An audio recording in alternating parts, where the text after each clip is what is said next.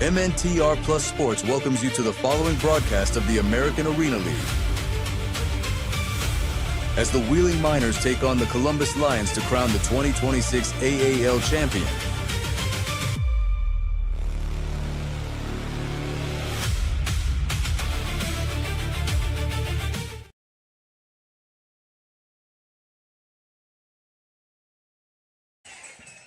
And we are live here from WesBanco Arena. It is the AAL Championship featuring the Wheeling Miners and the Columbus Lions. Good evening. We want to welcome you into the broadcast. I'm Chris Thoburn alongside of Jeffrey Blumenauer. Jeff, we knew it pretty much that these two teams were going to be on a collision course for this AAL Championship. It didn't come easy for either team, but they are here and they are ready to do battle here at WesBanco Arena tonight. Yeah, I mean, anybody who's followed the league all year long, as soon as both these teams announced they were going to AAL, pretty much you could have set in stone right then and there, this is going to be your championship game.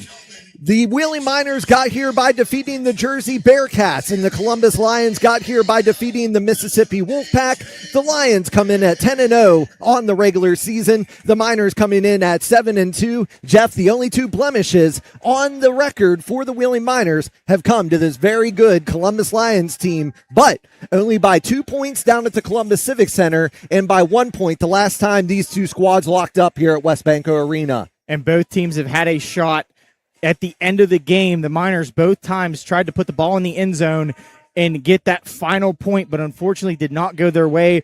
Looking for revenge, and man, we said it a ton of times in old adages in sports. It's hard to beat a team 3 times. Absolutely, and you saw the hugs there from quarterback Blaine Espinosa, who will lead the Columbus Lions, and then Daryl Clark, who will lead the Wheeling Miners. Two very veteran quarterbacks here, and a lot of experience out there on the field for both of these squads. Absolutely, and I mean, we've talked about it many of times. Coach Mack won a championship with these very Columbus Lions. So did captain number 3, Alex Coleman. Yeah, that's a lot of guys on this team. He also had guys like Rainius Daramola that had some time down there. Myron Mounds had some time. So these are two teams that know each other very well. I mentioned all the way back in the AAL2 championship game, Mikel Yancey. He was here playing for the Peach State Cats, and now he has an opportunity here with the Columbus Lions to try to win a championship here in WesBanco Arena tonight.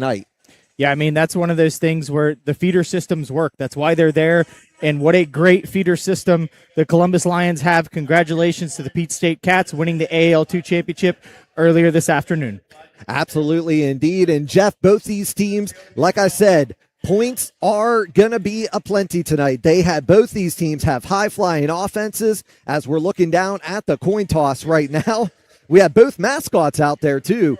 We have Leo from Columbus, and then, of course, Cole from the Miners. So Columbus has won the toss, and they have chose to defer. The Miners will get things started here. Wearing the cancer jerseys here tonight. They have the purple numbers with the black outline and the all-white jerseys and all-white pants. The Columbus Lions have the blue helmets, the blue jerseys with the silver trim, and the gray pants with the blue trim. So, Jeff, what is it going to take tonight for one of these teams to come away as the AAL champions? Stops. I mean, your defense is going to have to make the stops in the prime time.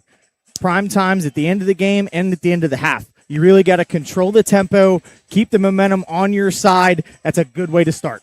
And both teams last time, they saw themselves both in close games at the half, talking about the playoffs, or talking about the first round in the playoffs between Jersey and Wheeling, and then Wheeling kind of ran away with it, and then Columbus was kind of in the same boat with Mississippi as well. They had a tight game in the first half and then ran away with it in the second half on their way here to the AAL championship game. Once again, Blaine Espinosa, the starting quarterback for the Columbus Lions. He is out of Thomas More. And then the starting quarterback for the Wheeling Miners, 6'5", 225-pound Daryl Clark, former Big Ten Offensive Player of the Year out of Penn State University. These two veterans getting ready to lead their teams out there tonight.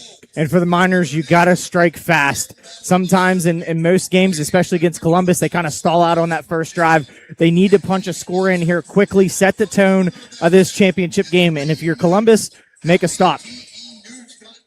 Braden Wood set to kick off out here for Columbus. Back deep for the Miners is the former Lion, Rainius Daramola, out of Hobart and Mary Hardin Baylor, as we are getting set to get this AAL championship game underway. With Daramola back deep. To begin here, nice crowd here on hand for in Westbanco Arena. Both teams well represented here tonight, the Columbus Lions and the Wheeling Miners. And Wood tees this one up, and we're ready for the AAL championship game as Rainius Daramola gets it back at the 15, gets upended at the 20, and then will be brought down at the 20-yard line. Making the stop down there for Columbus was Cameron Bergeron. He was somebody that wasn't in the last game between these two squads, but makes his presence felt here right away for the Columbus Lions, and the Miners will start on their own 20-yard line. Very impressive by Daramola, taking the big hit, but covering up with both hands and securing the football. So Miners will start. Deshaun Jackson in the backfield. 6'4", 330-pounder out of William Patterson. Wearing number 75 here tonight.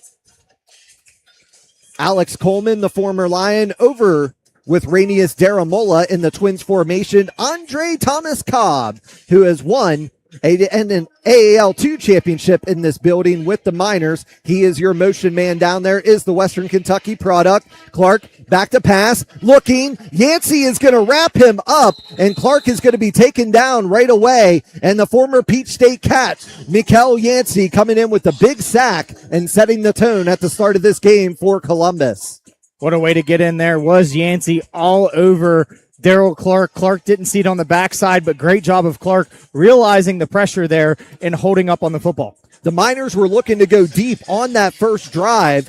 They were looking for Thomas Cobb, but picture-perfect coverage there by Columbus. Jakari Thomas, he had an interception in the first game between these two teams, the Vanderbilt product. Also, Janoris Wardlow, the University of Charleston product, and the Arena veteran Droel Green out there for Columbus. Here goes Alex Coleman in motion, and Clark's going to throw behind him.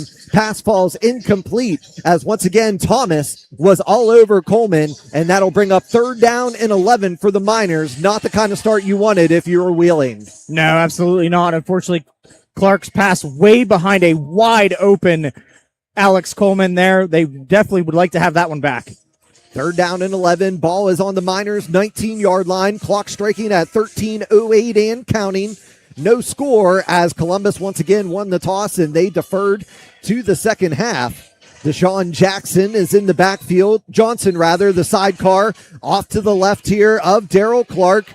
Trips over to the far side. AC Coleman, your motion man for Wheeling. Clark back to pass, looking, gets it over to the near side to Daramola, who breaks a few tackles, and then his forward progress will be stopped at the 23-yard line, but we have a flag immediately on the play right after the snap. 12:40 to go here in the first quarter, no score. Get the call here from the White Hat. It looks like it might be an illegal defense call against Columbus. Here's the call from the official. So they're going to call it on number 16, DeCoven Ware, the linebacker out of Delta State, on the outside blitz. So that'll negate the play. The ball will be placed at the 24-yard line. 3rd down and 6 upcoming for the Miners on their own 24. Coleman and Daramola, your far side receivers. Andre Thomas Cobb here on the near side.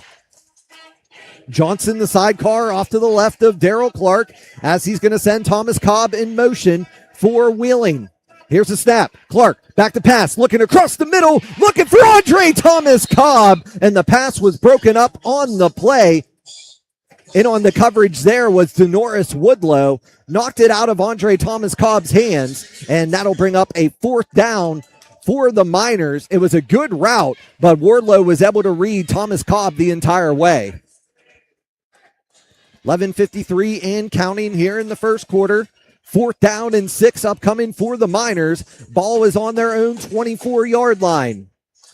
Thomas Cobb will be the stationary receiver on the near side. Over on the far side, Rainius Daramola. Alex Coleman, rather, your motion man for Wheeling. Johnson, the sidecar off to the left. Clark back to pass, gets it over to Coleman, who makes the catch. Coleman still on his feet, and he will be brought down inside the 5-yard line. So Alex Coleman making a beautiful catch in front of the defender, and he has the Miners first down to the 5-yard line. What determination there by Alex Coleman catching the ball. What a great ball there by Daryl Clark. A runner's ball right out in front of him so he could keep going down the field after he caught it. Fought off the contact and fought for extra yards. What a play by Alex Coleman. Gets brought down there at the 5-yard line, bring it up first down and goal from the 5 for Wheeling. Johnson will be the sidecar off to the right of Daryl Clark. Twins here to the near side, Alex Coleman and Rainius Daramula. Your motion man, Andre Thomas Cobb for Wheeling. Comes over to the near side. Clark breaks a tackle into the end zone. Touchdown, Miners. But we have a flag on the play, so we'll see if this one's coming back or not. So it's an illegal motion against the Miners. So that's going to bring it back to the 10-yard line. It'll be first down and goal from the 10 for Wheeling.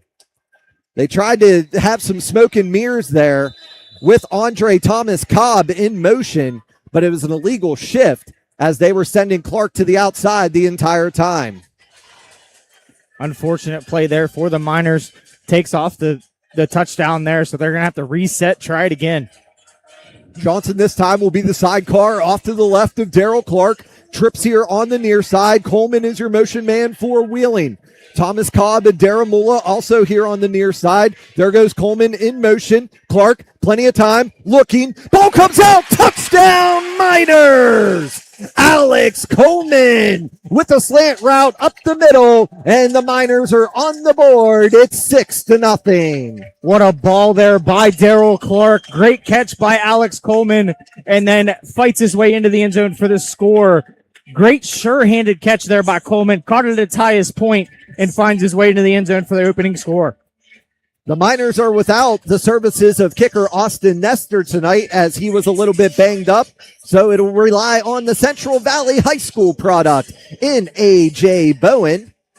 Has a championship in the WIF with the Pittsburgh Outlaws. This will be out of the AC Coleman hold. Here's the snap. It's down, and his kick is up, and we'll split the uprights, and good. 9:17 to go here in the first quarter. Wheeling takes a 7-0 lead over Columbus. You're listening to the AAL Championship.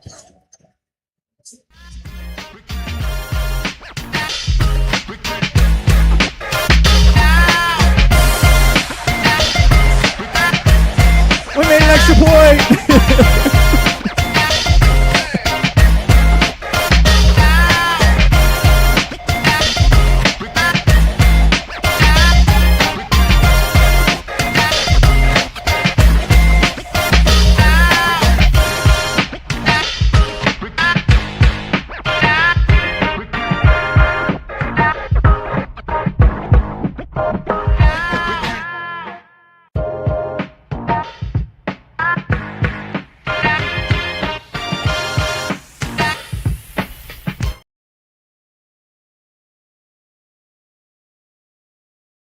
After the 10-yard touchdown strike from Daryl Clark to Alex Coleman, and now the high-powered offense of the Columbus Lions will get their opportunity. Jacob Smith is back deep here for Columbus as he will look to get the kick here from Myron Mounds, who will be kicking off here for the Wheeling Miners.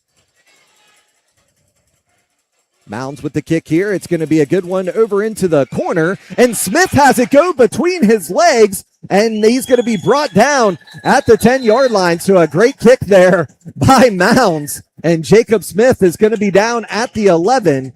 So a great kick there. Who knew we had that out of Myron Mounds? Hey, that's what you get out of those unorthodox kickers. Somebody who's not originally a kicker, you don't know where the ball is going to go. You got to turn it into a shortstop and go, okay, where's it going to go? One hop here, one hop there. So you really got to pay attention. So great job there by Mounds. Great job of the kicking game in general. Bowen kicking the extra point, Mounds kicking the kickoff. So good start here for the kicking game for the Miners, who we thought was going to be, what is it going to be? Espinosa has Marco Lee, the sidecar off to his left, trips over to the far side. It's Fortson, Krettel, and also there in the backfield is Smith.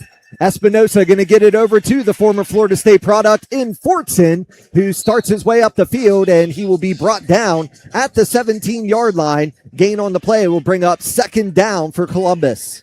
Great read there by Javon Johnson, the first guy on the scene there, got just enough of the receiver, and then Munoz just cleans it up on the back end. Pass to Fortson was complete up to the 18-yard line. Brings up second down and 3 for Columbus as they send trips here to the near side. Fortson, Smith, and Krettel back there for Columbus as Fortson is going to be your motion man. Here's the handoff to Marco Lee, the South Alabama product, and they will have the first down up to the 23-yard line. Does the former product in Marco Lee, the fullback out of South Alabama. Starting defense down there for the Miners. Brandon Munoz, the Wheeling University product. Dio DeSois, Division II Player of the Year out of Seton Hill. Raymond Cutts out of Troy. Javon Johnson, Cam Dixon are your linebackers. Isaiah Robinson, Myron Mounds, and JT Taylor are your defensive backs for Wheeling. As Smith goes in motion, we're going to have a flag on the play for a false start against the Lions.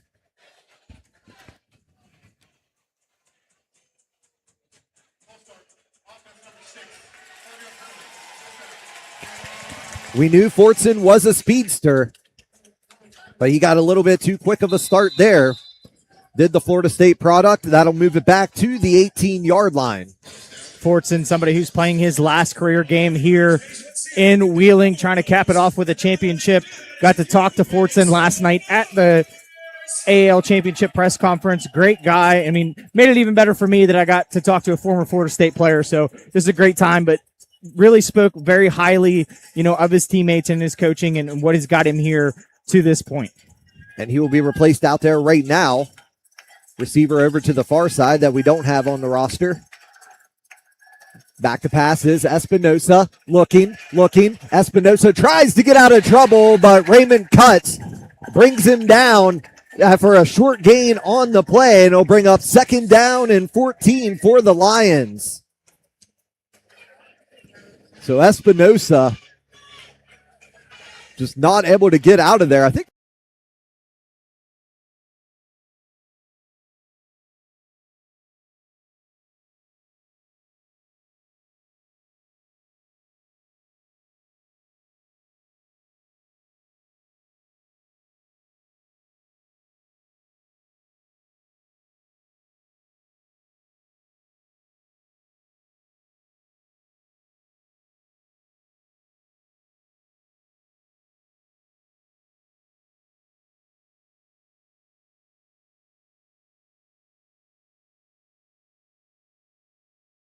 it's obviously pointing at each other right now.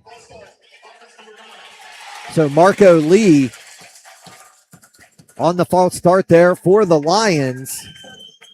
And that'll move Columbus back inside the 15 to the 14. Bring up second down and long for Columbus. Clock strikes at 6 minutes here in the first quarter. Miners leading Columbus 7-0. Ball will be on the 14-yard line. Officials started her count back there.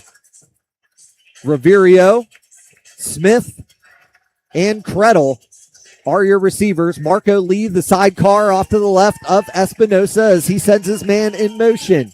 Espinosa back to pass. Here comes the pressure from Wheeling. Espinosa looking downfield, and he's able to find Krettel, and he will, or check that, Smith, and he will have the first down for Columbus to the 15-yard line. Great patience and blocking there by the Columbus Lions. Espinosa just stood there in the pocket and delivered it downfield to Jacob Smith.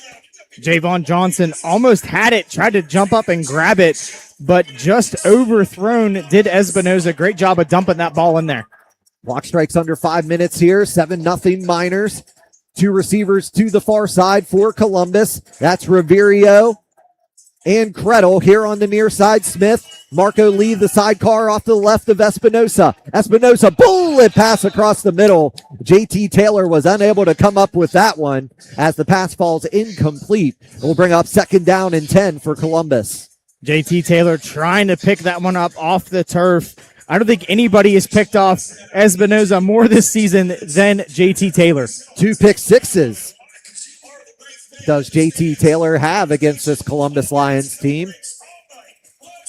2nd down and 10 from the 15-yard line for Columbus rather. Smith, the near side receiver, twins over to the far side. Krettel will be your motion man for Columbus.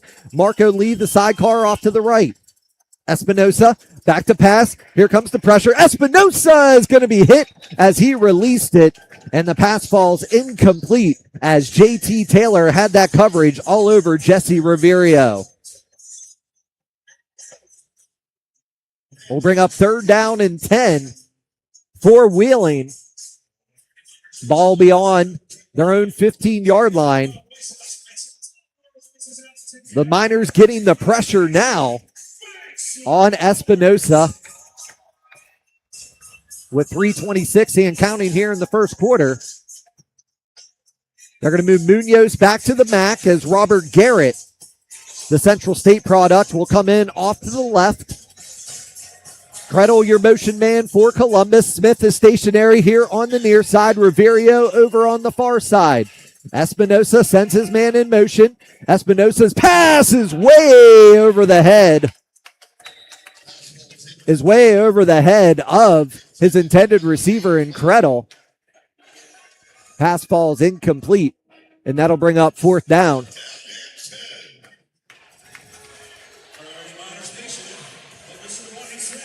Bring up 4th down for Columbus.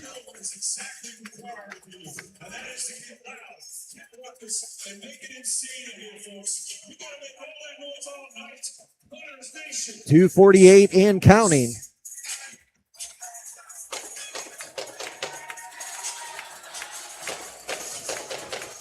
Smith here on the near side, twins over on the far side. Riverio and Krettel. Lee is the running back there for Columbus. Espinosa back to pass, looking across the middle. It was a bullet pass. Pass falls incomplete. Myron Mounds, JT Taylor in on the coverage there on Krettel. So the Miners get a big defensive stop. What a stop there by the Miners.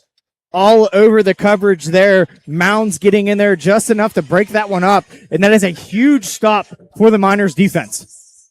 Yeah, definitely a huge stop there for the Miners D. And the Miners offense coming back out here. We do have a challenge flag on the play.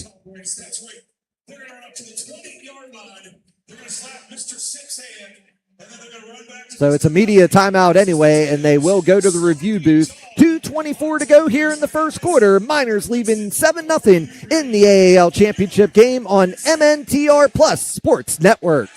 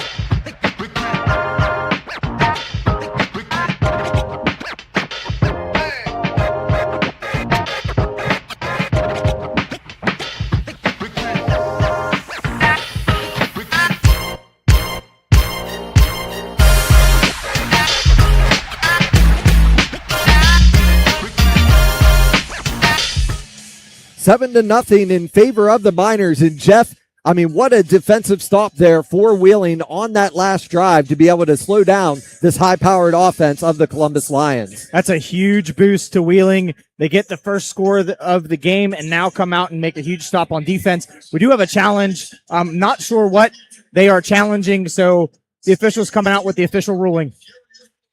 See what the call is here from the White Hat.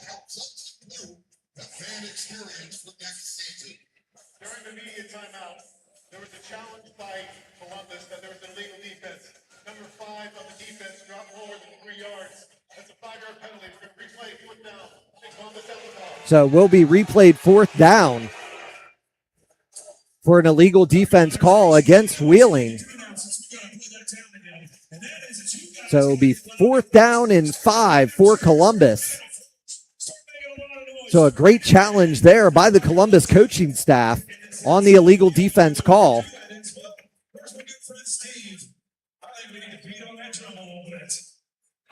Yeah, so once again, this should be fourth down and 5 upcoming for the Lions.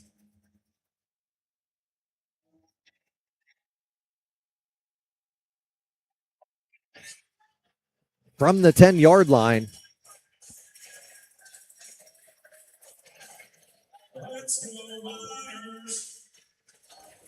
.224 remaining here in the first quarter. Miners leading 7-0.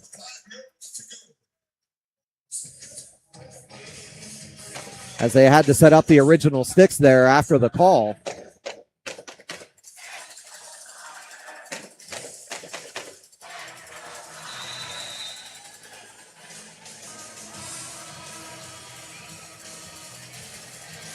Ball be on the far side hash mark of the 10.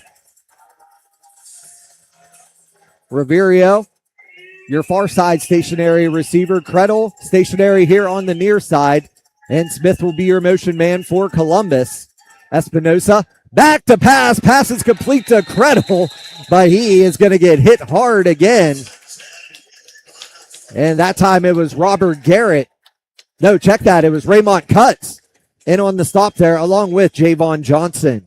Great defense there by Wheeling. Getting a second shot at it was Columbus, and no go for that one. So Espinosa just tried to put the ball in his playmaker's hands and try to get a first down there. Unfortunately, great stand by the Miners. And once again, a great start on offense and defense for the Wheeling Miners. They tried to use a smoke and mirror over on the far side there with Riverio and Smith.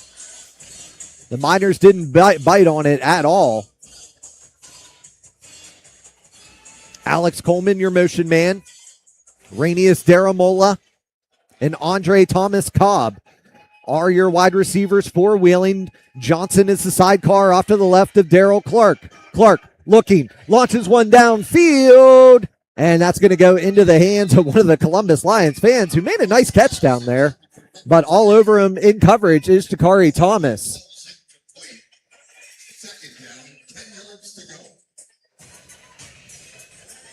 So it'll be second down and 10 from the 9-yard line. 1:11 to go here in the first quarter. Clark was just trying to take a shot on that last one as the pressure was coming. Looked off his initial receiver and then tried to go deep down to Coleman. Daramola will be your motion man for Wheeling. Looking across the middle, pass is complete to Daramola. Daramola makes a move, and he's going to take a hard hit there by Denoris Wardlow and the veteran Droel Green, and that'll be a first down for the Miners on the Lions' 21-yard line. What a job by Daramola there, stopping mid-run, catching the football, securing it, and then working his way upfield.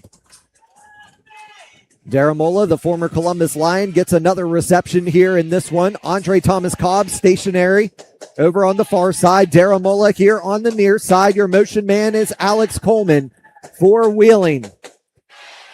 Clark, back to pass. Here comes the pressure. Clark looking downfield, almost intercepted there by Cameron Bergeron. Pass falls incomplete. And fans, that'll wrap up the first quarter of play here in the AAL Championship game. Wheeling leading Columbus 7-0. You're listening to the AAL Championship on MNTR Plus Sports Network.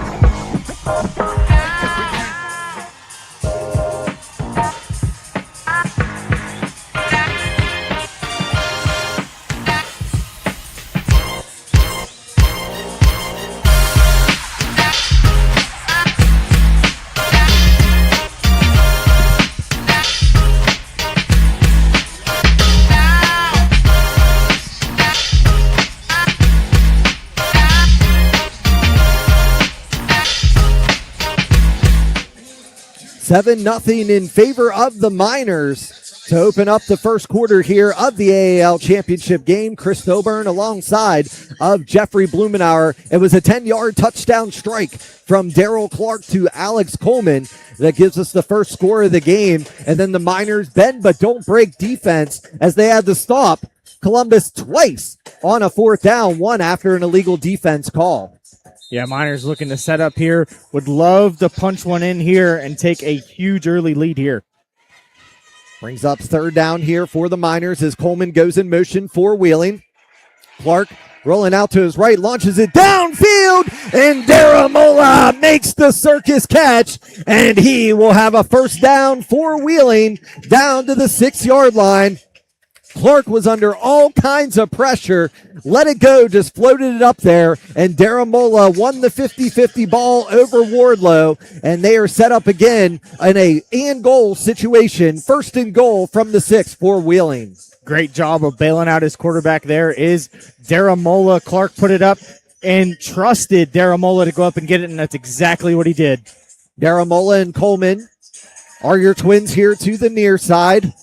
Andre Thomas Cobb will be your motion man over on the far side.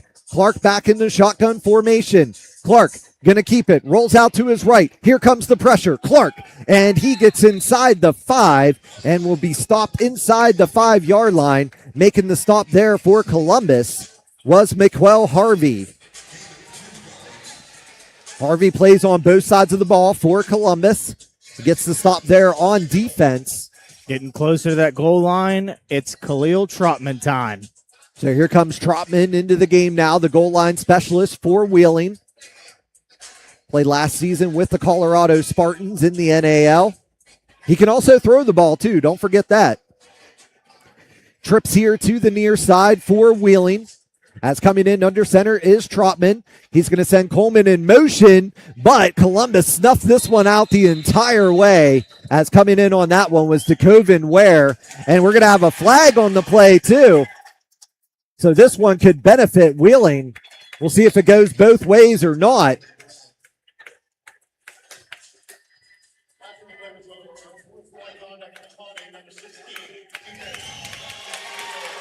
So that'll be an automatic 1st down for Wheeling as Ware gets his first personal foul of the night, an unsportsmanlike penalty. So he's going to have to watch himself now for the rest of the game. Good job of Trotman, too, realizing what happened, turning around and going right to the bench and not carrying anything else on. Good job, good recognition by Trotman. Gives the Miners a 1st down and goal from the 4. Clock strikes under 13 minutes. Wheeling leading 7-0 over Columbus. Johnson is the sidecar off to Daryl Clark's left. Sending a man in motion. It's Daramola. Daramola, though, he is going to be stood up at the line of scrimmage. We're also going to have another flag on the play. As the clock stops at 12:45, it's going to be a false start against Wheeling. However, that will give the Miners a little bit more room.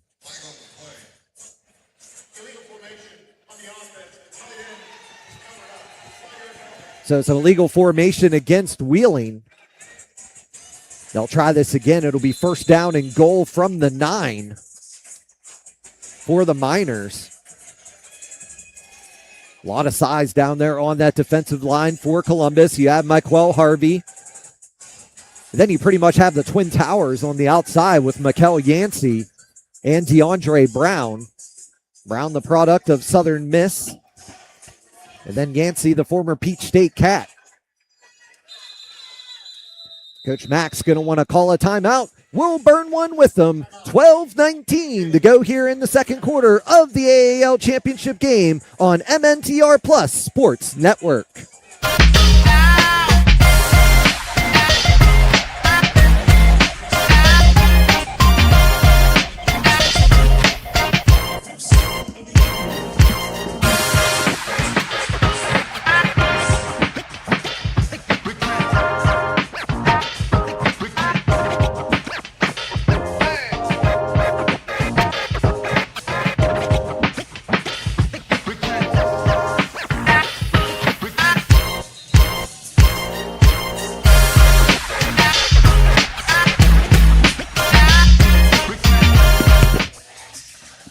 And we're back here in the AAL Championship game. 12:19 to go in the second quarter. 7-0 in favor of Wheeling on their second drive of the game. Daryl Mola is stationary here on the near side. Alex Coleman, your motion man for Wheeling.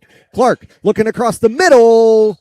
I think he was throwing at the Tito sign on that one. Pass falls incomplete, and it'll bring up second down and goal from the 9 for the Miners. Miscommunication there between Alex Coleman and Daryl Clark. AC keeps pointing to that other side and saying, hey, I wanted that side. Must have been a choice route. So Clark was thinking one thing, Coleman was thinking the other.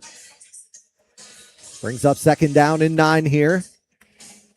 Coleman and Clark hooked up earlier on the slant route there for the first touchdown of this championship game. Stack formation on the near side. Coleman and Daramola. Andre Thomas Cobb is your motion man for Wheeling. Clark back to pass, gets it over to Coleman. Coleman tries to make a move, but he is going to be wrapped up there. It's hard to get out of the grasp of the veteran in Droel Green, the defensive back there for Columbus. Gain is up to the 6-yard line. Brings up third down and goal. Green, he has a few championships in a Columbus uniform. As Clark getting the call here from Coach Mack. Ball will be on that far side hash mark. It's almost about the 5.5-yard line. Not quite on the 6, not quite on the 5. Stack formation to the far side now. That's Coleman and Daramola. Andre Thomas Cobb will be your motion man for Wheeling. Clark back to pass, looks off his initial receiver and just throws this one off the wall, incomplete. He wanted Thomas Cobb on that slant route, but it was covered up completely by the Jack linebacker and also Denoris Wardlow, the University of Charleston product. It's exactly who he's looking for. The very tall receiver in Andrew Thomas Cobb, trying to put it up where he can go up and get it.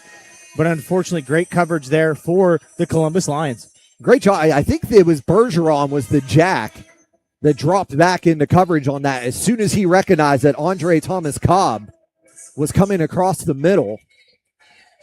Clock strikes at 10 minutes remaining here in the second quarter.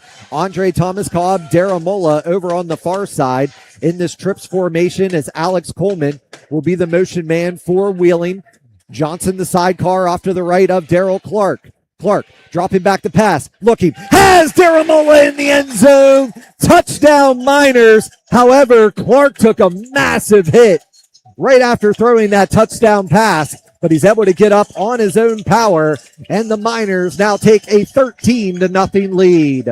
What a route there by Daramola. Stayed alive, kept moving in the end zone to give Daryl Clark a target for the score. A.J. Bowen in to attempt the extra point. This will be out of the Alex Coleman hold. Brandon Munoz is your long snapper. Here's the snap from Moon. It's a good one. And Bowen will split the uprights and good. 9:02 to go in the second quarter. The Miners take a 14-0 lead over Columbus in the AAL Championship game on MNTR Plus Sports Network.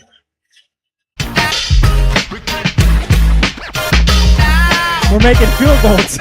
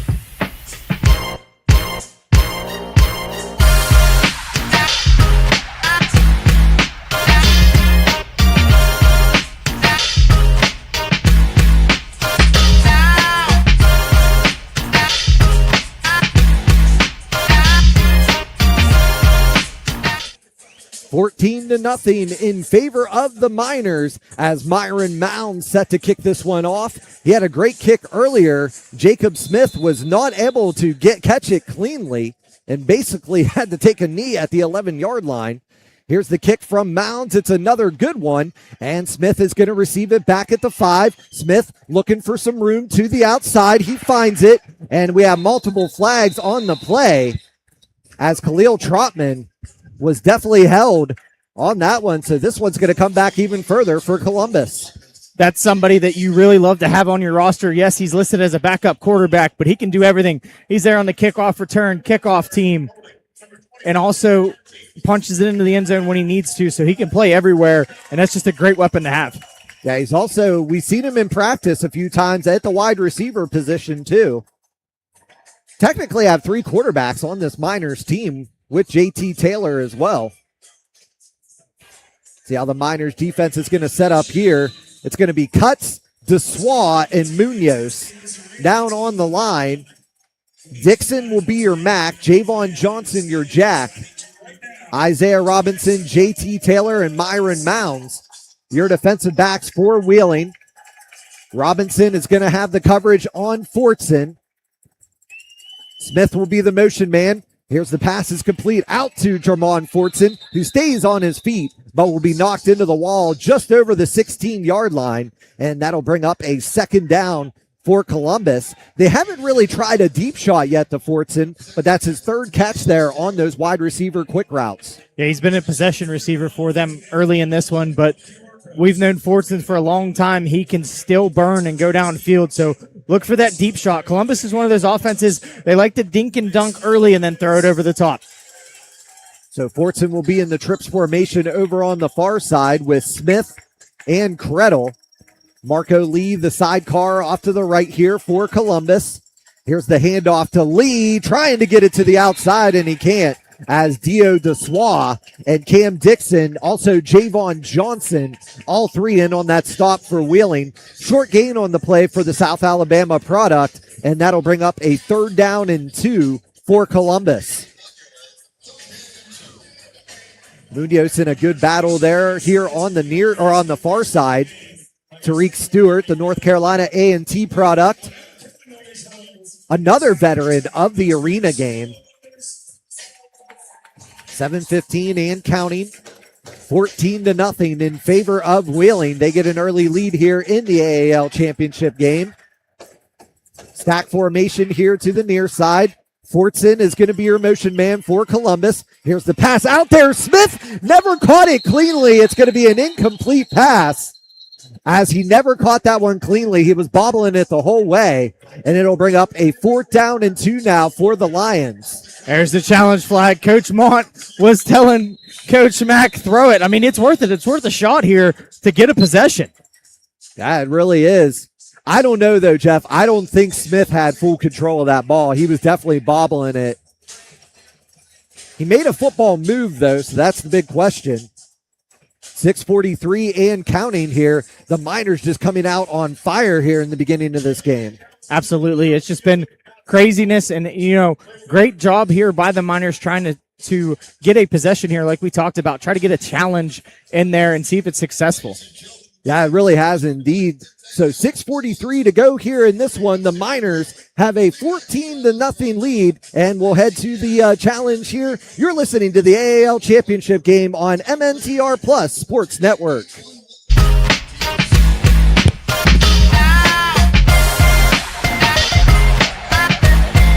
Yeah, I did hear it.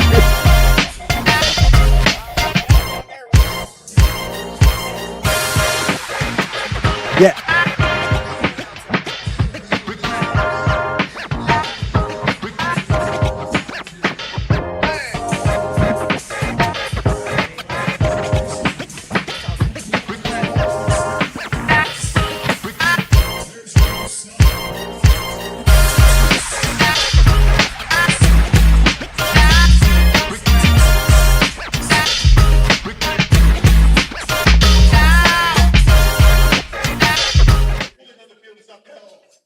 So the ruling on the field is upheld on that one, but not a bad call there for Coach Mott. They're up by 14 right now and could have had a potential turnover there. Yeah, it's worth a shot. I mean, it's an early challenge. You do lose the timeout, but being up 14-0, and that would be a heck of a position to get the ball at. So, I mean, great challenge by a veteran coach in Coach Mont, who's somebody who's been around the block a few times, playing in the many arena leagues around. And I think that was the thing there, too. I think his argument was that Smith made a football move, but Right. I don't feel that Smith had full possession of it. Well, as a defensive coach, that is always the case. He made a football move, regardless if it's a half a step, a quarter step, doesn't matter. He still tried to make a football move. Smith is your motion man for Columbus. Espinosa has him downfield, and the pass falls incomplete as Myron Mounds escorts him into the stands. But a great effort there by Jacob Smith. But now the Miners will have possession inside Columbus territory at the 19-yard line with 6:31 and counting here in the second quarter.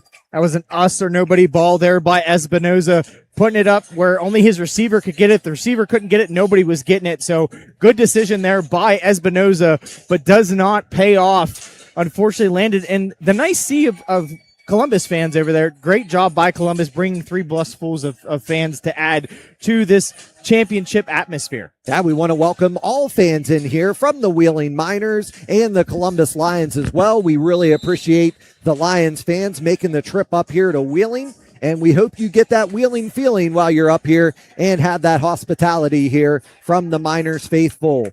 Andy Plowden is your running back now for Wheeling as Andre Thomas Cobb goes in motion. Clark back to pass, almost was tripped up on the play, and Clark will be brought down inside the 15-yard line, and it'll bring up second down for Wheeling as DeCoven Ware was the one that hit Clark down low and made the stop for Columbus as the clock strikes under 6 minutes. Miners leading 14-0 in this one, third drive of the game. It was 2 touchdown strikes, one to Alex Coleman and one to Rainius Daramola. Andre Thomas Cobb, the stationary receiver here on the near side. 2 receivers over to the far side. That's Daramola and Coleman. Here goes Andy Plowden on the run. Michael Yancey is going to be the first one to wrap him up, and then Yancey will escort him to the turf. Short gain on the play. It'll bring up third down and a long 3 for the Miners. If you're Wheeling, you need to punch this one in here. It'd be a great thing to go up by 3 scores here. And, we're about 6 minutes out of the half, 5 minutes actually. Columbus does get the ball at halftime, so you definitely want to try to put as many points up on the board as you can if you're Wheeling, because knowing that Columbus does get the ball at half. Declared tight end over to the far side. That's going to be Shamil Roberts. Clark has Plowden the sidecar off to the right and trips here to the near side. Clark going to fake it to Daramola. Clark going forward. We had a helmet or something that just absolutely shattered down there on the field. I have no idea. Something just absolutely shattered down on the field. It's going to be 4th down and short. I think it had to do something with Darrell Clark's helmet.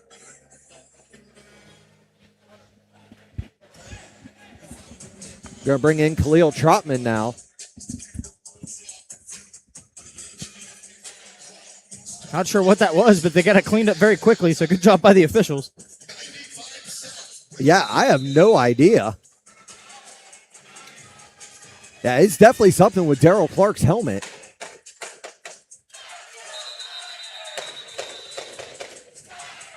We're going to have an official timeout.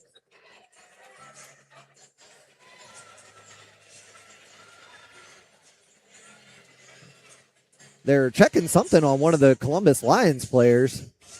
I don't know. I have no idea. All right, so that was crazy because we had something shatter down there on the field first. Nonetheless, here we go. So it's 4th down and short for Wheeling as they bring in Khalil Trotman.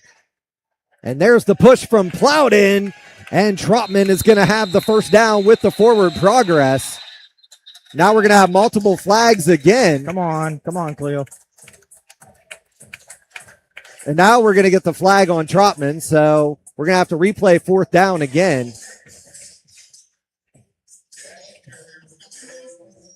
So I don't know if the first down's going to stand here or not. So we're going to have offsetting penalties.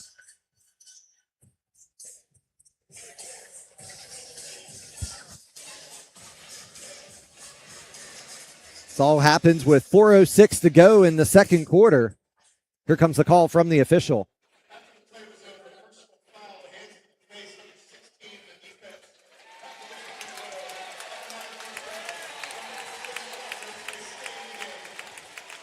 Okay, so they picked up the flag on Trotman.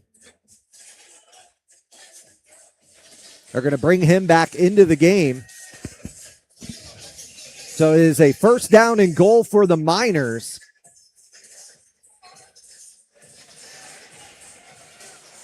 And that was DeCoven Ware's second personal foul, but not of the unsportsmanlike variety. So this will be first and goal from the 3.5 yard line, if you will. Andy Plowden, the sidecar, off to the left of Khalil Trotman. There goes Coleman in motion. Trotman going to get it, trying to go right up the middle, but he is going to be stood up for a short loss on the play.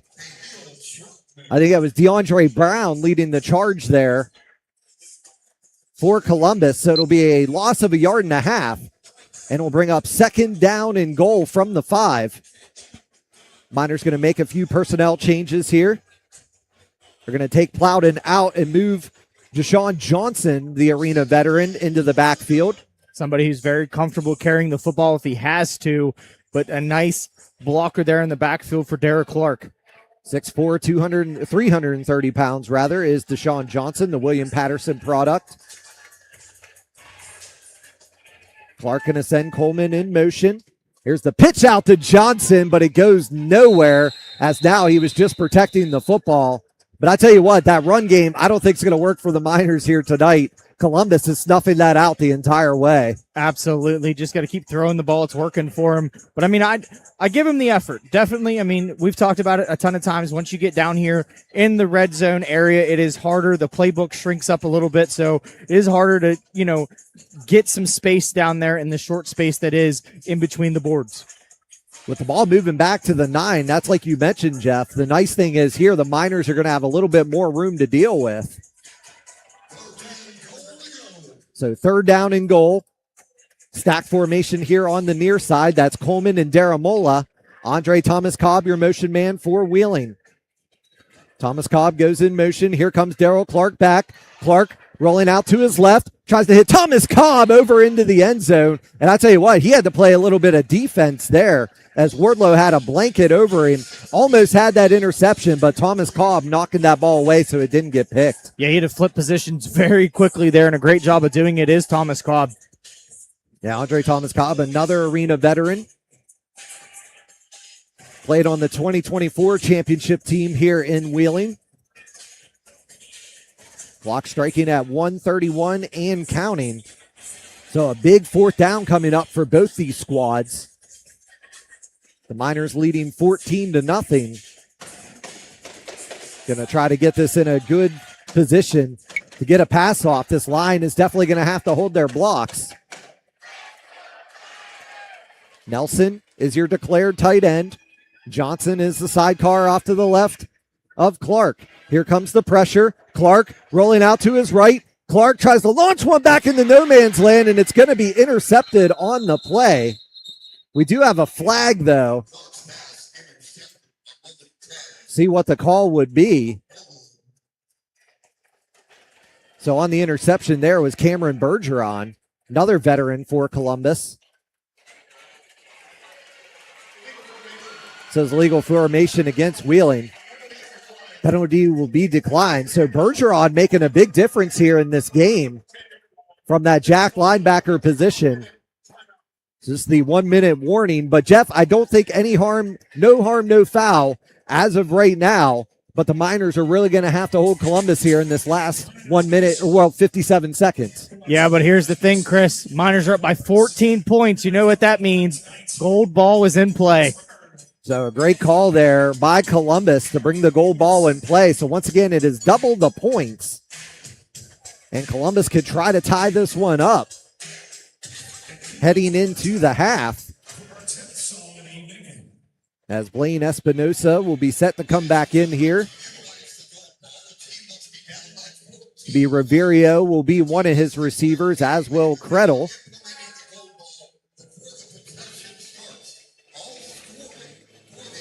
Marco Lee is the sidecar off to the left, and Jacob Smith will be the other receiver.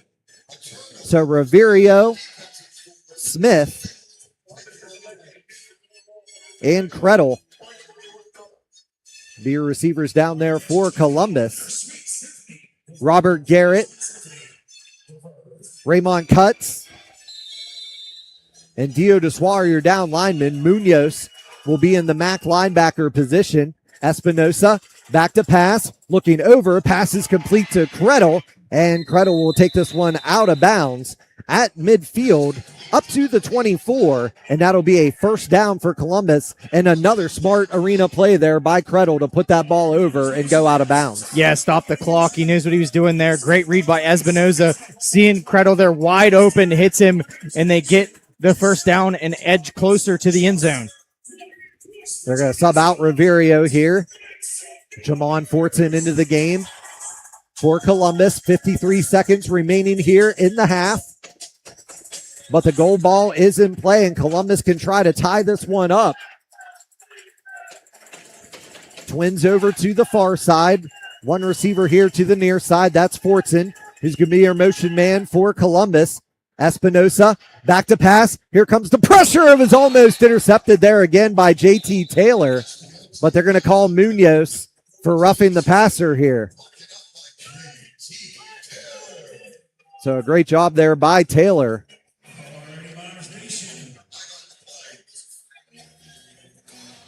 Call from the official. So Munoz is going to get called for roughing the passer. That's going to move Columbus even closer here to the 14-yard line. First down and 10 for the Lions, as they got something moving here on this drive after the interception by Cameron Bergeron.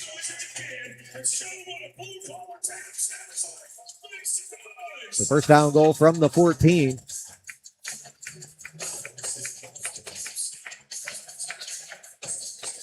One receiver over to the far side. That's Krettel. Espinosa going to send Fortson in motion. Pass is incomplete for Krettel. Thought originally it was a backwards pass, but it falls incomplete.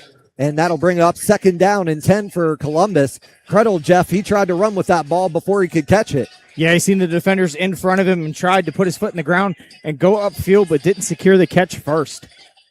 That brings up a second down and 10 for Columbus. 45.4 seconds remaining here in the second quarter. 14-0 in favor of the Miners. But don't forget, folks, the goal ball is in play. Garrett, Dessoir, and Cutts, your down linemen. Taylor, Robinson, and Mounds are your defensive backs. Javon Johnson, the jack. Brandon Munoz, the Mac. Espinosa, back to pass, gets it over to Krettel, and he will be brought down at the 11-yard line after a short gain. And Columbus is going to want to burn a timeout. We'll burn one with them. 39 seconds to go here in the second quarter. 14-0 Miners. You're listening to the AAL Championship on MNTR Plus Sports Network.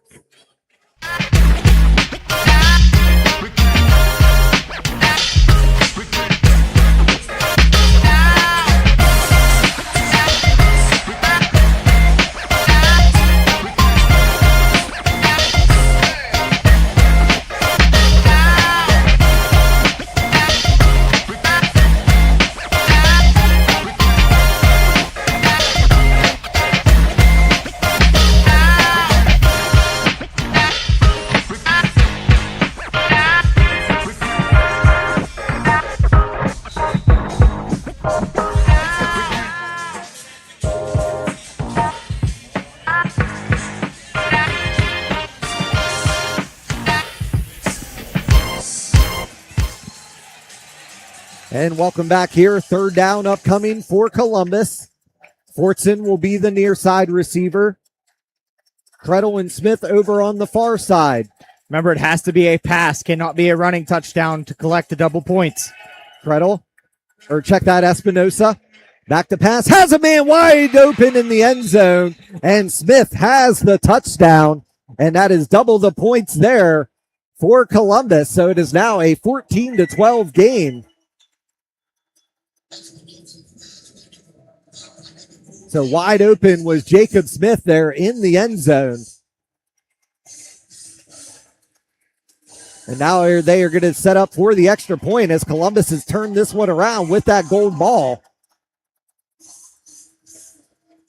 And to attempt the extra point is Braden Wood. Now the backup quarterback, Michael Hills, hold.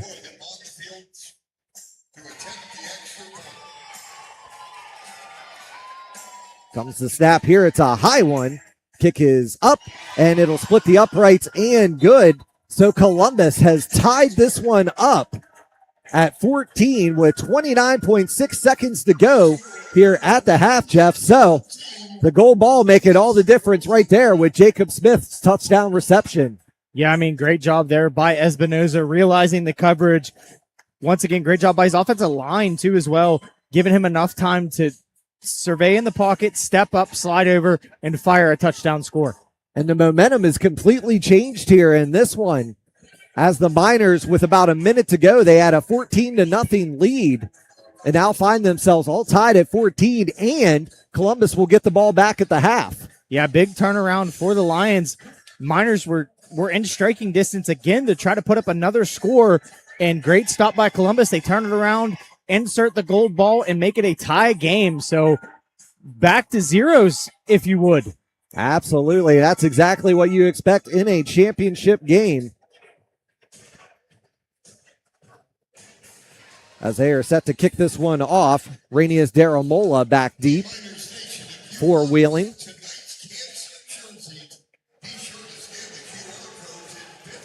As Wood set to kick this one off again, he'll kick off that gold ball.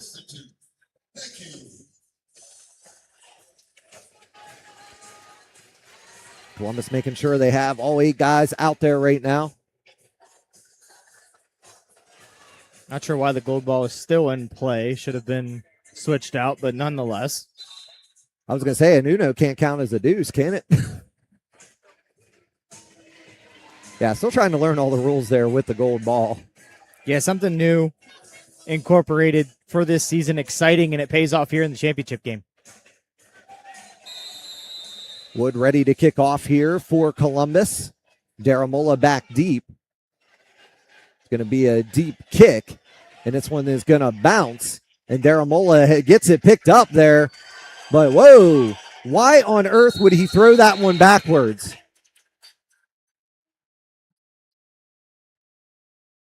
Yeah, so not a smart play there by Rainius Daramola. And now Columbus has taken the lead.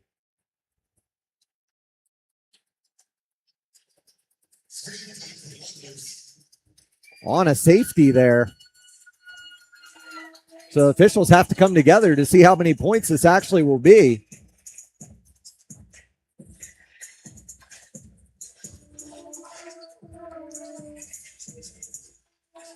They come together there for the discussion. So it is the 2-point safety there.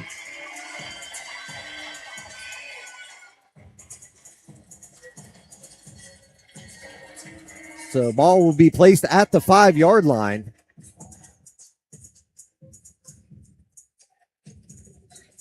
And it is a 16-point swing here as Columbus takes the lead. What a turn of events here in the past minute and a half.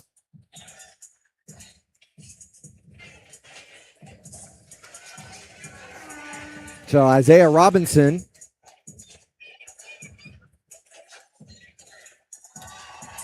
into the game now as well. Columbus gets the ball back here on this kickoff from the safety. They do.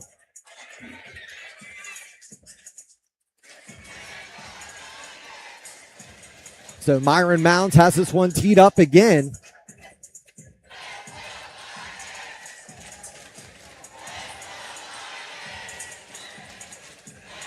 So I have another player trotting out onto the field here for Wheeling. That's Javon Johnson. And Myron Mounds set to kick this one off, and Columbus has another opportunity to try to strike here.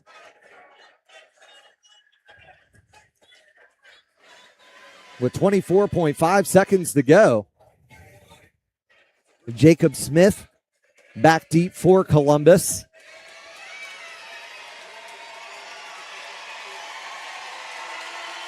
As you can hear the Columbus faithful getting into this one, as they now have a 2-point lead.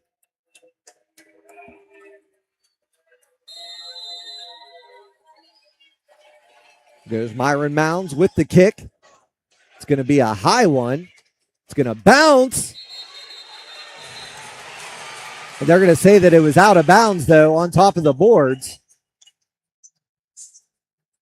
It'll bounce out there at about the 15. The officials are coming together with 23.6 seconds.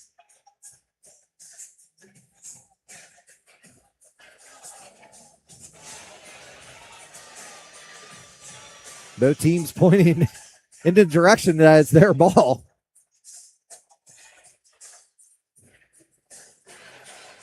But as of right now, the I was going to say that's a live ball on top of the board. So until it hits, it's 100% live. So that's what they're discussing right now. Comes the call from the official.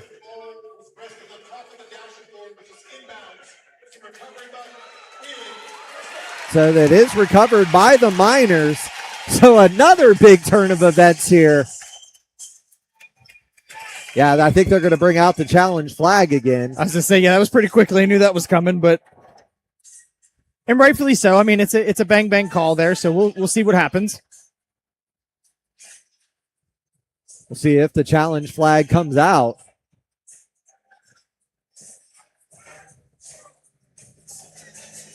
But nonetheless, as of right now,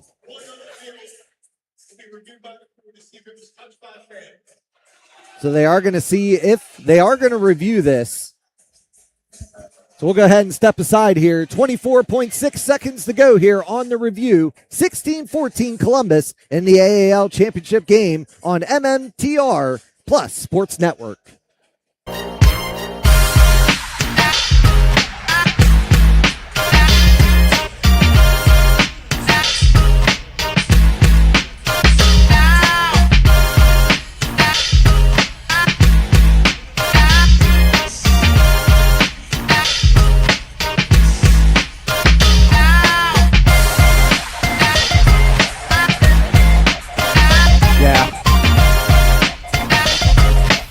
Oh, yeah.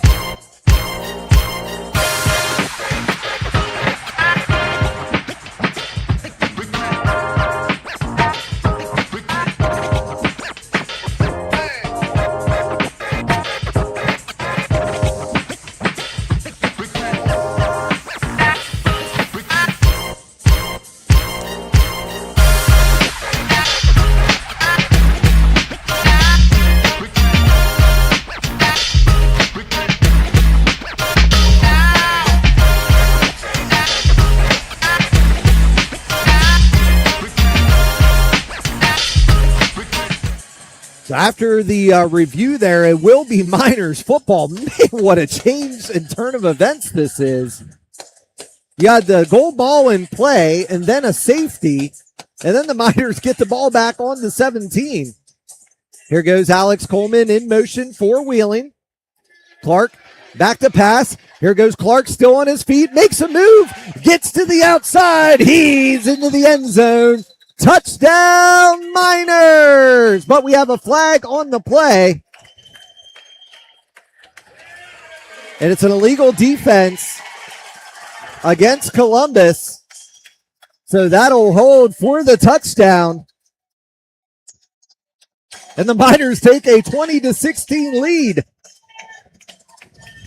As we're joined here, former O-lineman and defensive lineman Joel Zellum up here into the crowd.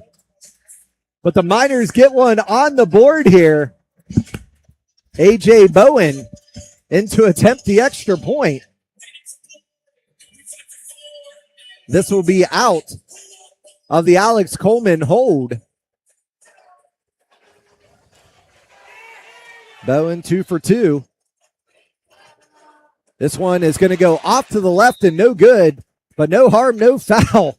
As after the Miners gave up a touchdown and a safety on the gold ball, they now have a 20-6 lead, Jeff. Arena football. Welcome to it, man. I mean, what an enjoyable last 3 minutes we've been in. It's just been unbelievable. Yeah, that's the thing. I mean, this was a 7-0 game there for the longest time. But the Miners and Columbus right now, I mean, that goal ball just changing everything here in the latter minutes of the second quarter. And then you, like I said, you had the ball rolling around on the top of the boards. I mean, got to go to the whistle blows, and that's exactly what the Miners did and got the ball back and then pay it off in the end zone. What a start. I mean, this is an unbelievable half, and we got another one coming up. So absolutely. Just a great game. Like we said, we knew both these teams were going to be in the championship. This is the top two teams that everybody had on their bingo cards going into this year. And that was the thing, too. I mean, you go all the way back to the NAL days. There was close games with these guys. Yeah. And now you had a 2-point game and a 1-point game earlier this year. You knew this championship game, it was going to take every second of these games. Absolutely. And I mean, like I said, this is going to be unbelievable. You got 17.7 seconds left here in the half. Columbus going to receive the ball, but pivotal again. Columbus does get the ball at halftime. Yeah, so the Miners are going to they're going to want to make a big stop here as Myron Mounds with another kick. This one is not going to lay on top of the boards, and making the tackle for Columbus is Jacob Smith on his own teammate and Jesse Riverio. Unbelievable. At this point, I don't expect anything less, Chris. Oh, my goodness. I mean, we had a big man touchdown in the AAL2 championship game. Of course, what did we have? What was there? Like 3 or 4 pick sixes also in that game. And a rouge as well. So, yeah, I mean, just sprinkle that on there as well. 15.7 seconds to go. You know, Columbus, I mean, they got a good kicker in Wood, too, to potentially try to make this a 1-point game. Columbus probably looking to take a shot here. This is your shot play right here, right now. See what you have. Fortson down here at the bottom. Keep an eye on him. And then you have Krettel, the playmaker. He's going to be your motion man for Columbus. Espinosa, though, he's going to throw this one to the ground. Yeah, don't even ask for the roughing the call passer there. 12.3 seconds to go here. As Cutts was just finishing his tackle on Espinosa. And trying to help him up at that. Yeah, the whistle didn't even blow, so I don't want to hear it there. Ball is on the 17, brings up 2nd down and 10. As the pressure was coming from the outside there, Raymond Cutts. Garrett and Dessois also in the middle, 12.3 seconds to go. Munoz and Johnson are your linebackers. JT Taylor, Isaiah Robinson, and Myron Mounds, your defensive backs. Krettel, the motion man. Here goes Espinosa, back to pass. He's going to launch one down the field. It's intercepted by Isaiah Robinson. And don't forget, he's a former wide receiver, so he definitely has some moves, and he will be brought down. But that is how we're going to wrap up the first quarter of play, first half of play, rather, and the Miners a 20-16 lead, a game that at one point was 14-0 with about 2 minutes to go here in the first half. Unbelievable events happening here at Westbanco Arena, and the Miners take the lead into the half off of what would be a whirlwind of 3 minutes. Yeah, absolutely. That's the thing about the arena game. It is absolutely crazy, and this is what we come to expect here in the championship. The Miners leading 20-16. What else can you say about this first half? Unbelievable. Great start for the Miners, putting points on the board, and then Columbus capitalizing on the gold ball. Just great to see. That's the first one we've seen be successful here at Westbanco Arena. So just a great whirlwind of a first half and even set up better for a second one. And I'll tell you what here, how about Daryl Clark and the play that he's made? He's got it done on his feet. He's also got it done through the air. 2 touchdown passes, one to Alex Coleman and another to Rainius Daramola. Yeah, and great passes. Those have been both at the point where the receiver can take care of them. Great job by Daramola down here in the end zone, shielding off the defender and completing the catch and making sure he can hold on to the football after the hit. Now, well, how about the Miners defense, though, as well? I mean, they only gave up the 1 touchdown. Yeah, there's 16 points on the opposing side of the scoreboard, but they've only given up the 1 touchdown on this high-powered offense of Columbus. Yeah, and Espinoza has had no time at all. He is not comfortable back here in the pocket, and that is due to the defensive line of the Miners between Cutts and Munoz. They've been on him every single play, and they got to continue to do that here in the second half. Absolutely indeed. So second half action will be coming your way next. The Miners leading 20-16 over Columbus. You're listening to the AAL Championship on MNTR Plus Sports Network.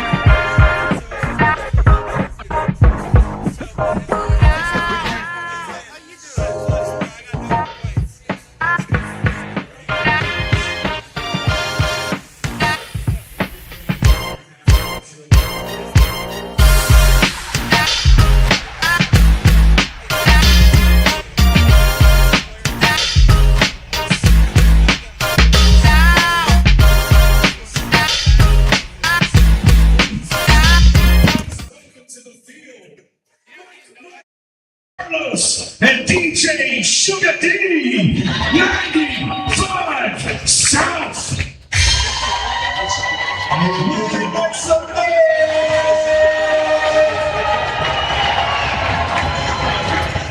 Let's do it. Come on, here we go.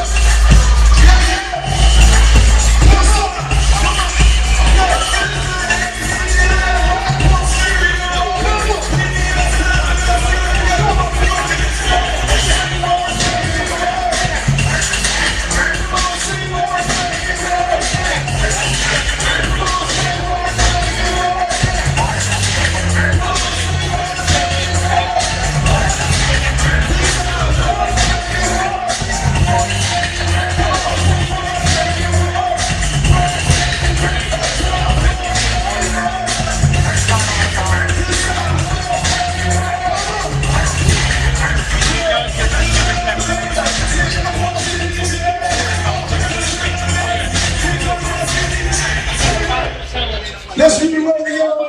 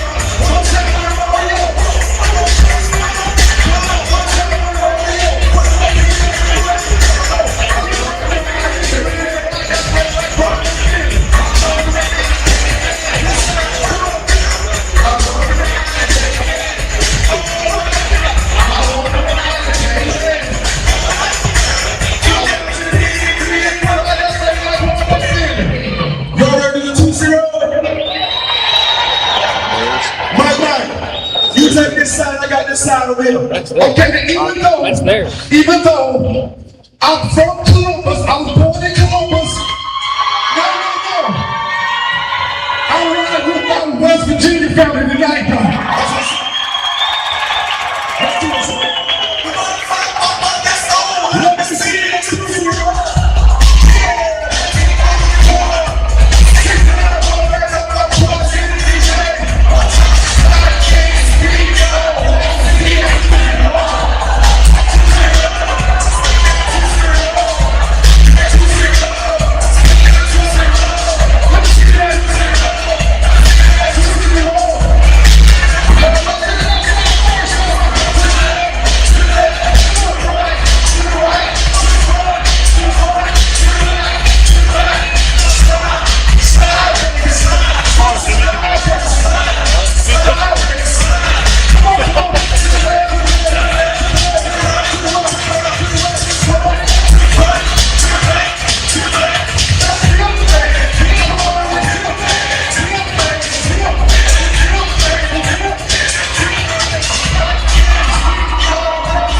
I was a teaching major before I got into broadcasting. That's why I always use my hands.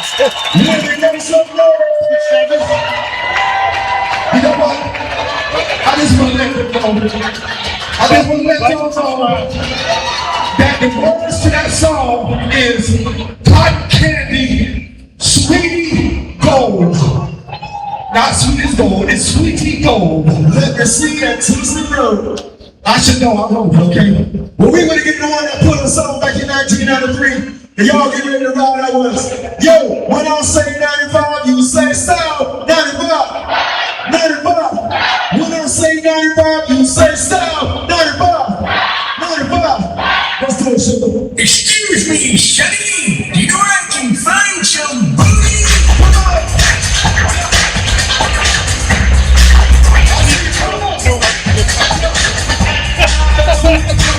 I mean, please.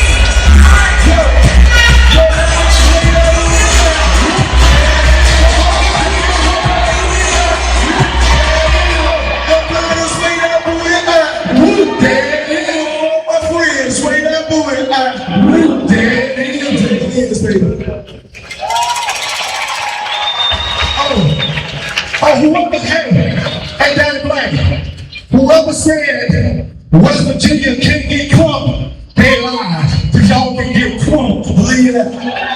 I want to send a shout out to the dancers, to the amazing dancers that came out to support us tonight. Y'all give them a round of applause.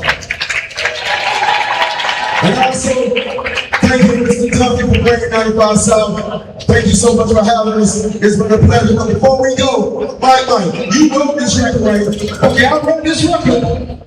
I need everybody in here. I need y'all to put your hands up like this. Everybody put your hands up like this. Everybody, come on. Put your hands up like this.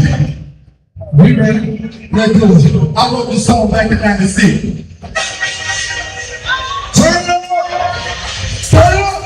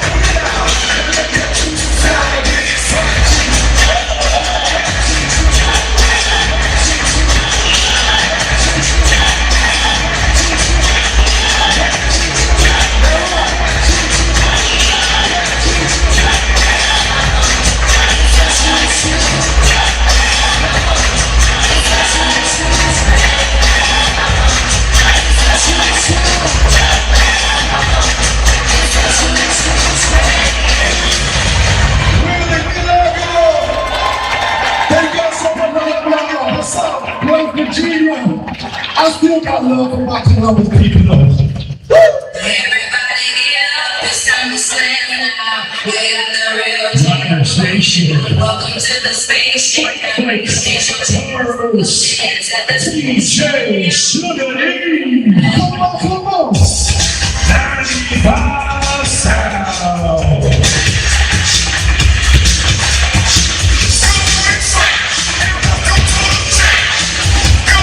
One more time, ladies and gentlemen, put your hands together for 95 Sound.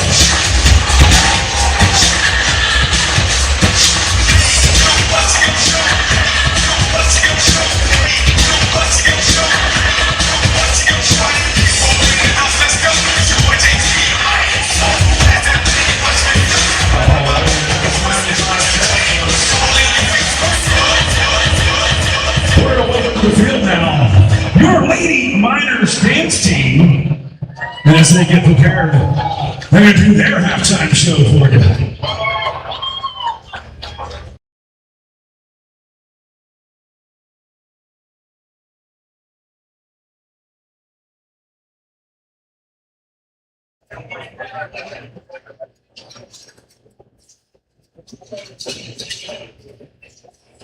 Five, six, 7, 8.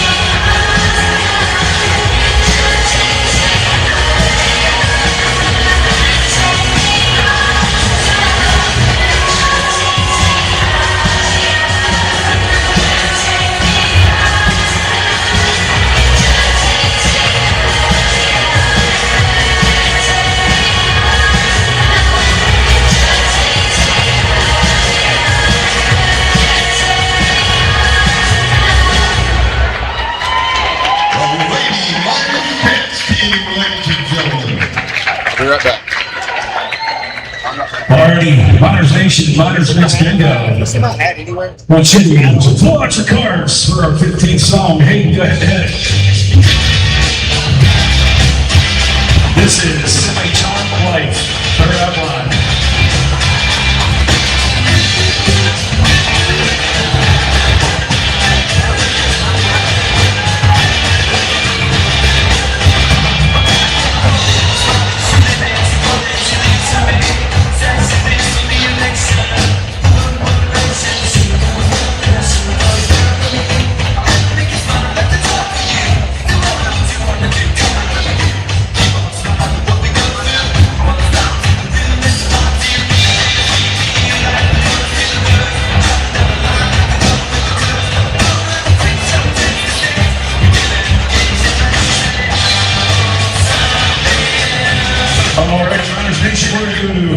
Your 16th song of Miners Mix Music Bingo.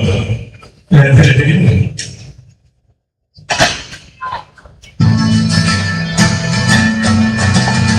Oasis, Wonderwall. Oasis, Wonderwall.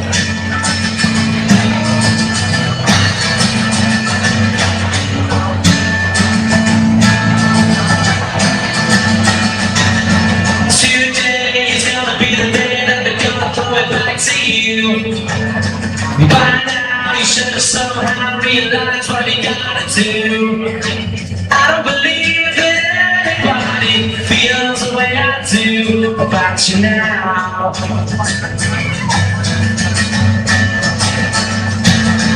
Backbeat was on the street and the fire in your eyes. I'm sure that the first you never really had.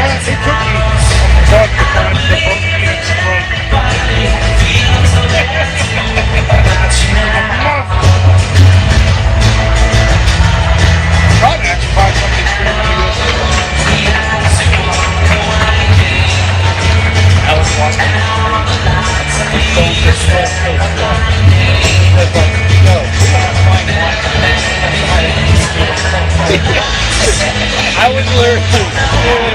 was literally eating it like doing the water when he said that. And oh my god, I thought it was so good. He said so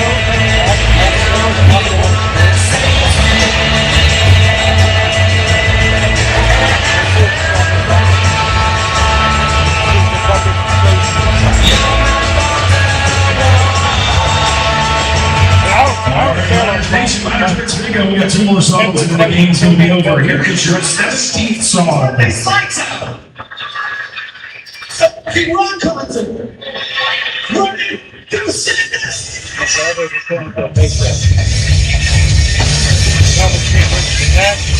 This is Even Flow. By Cocktail.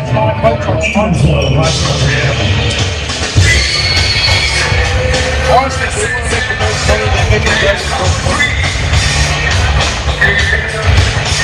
They don't cost so much different.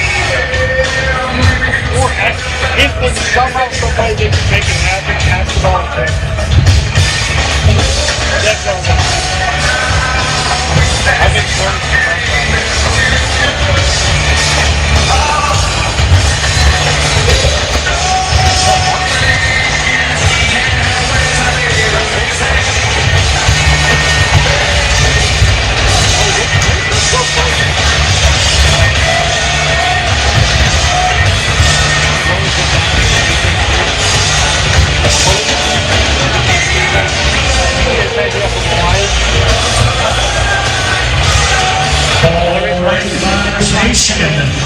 This is going to be our last and final song of Miners Mix Music Bingo 90s Night Edition. This is your 18th song. And well, you just heard it live. Hey, there you go. Tootsie Roll. That is your 18th call.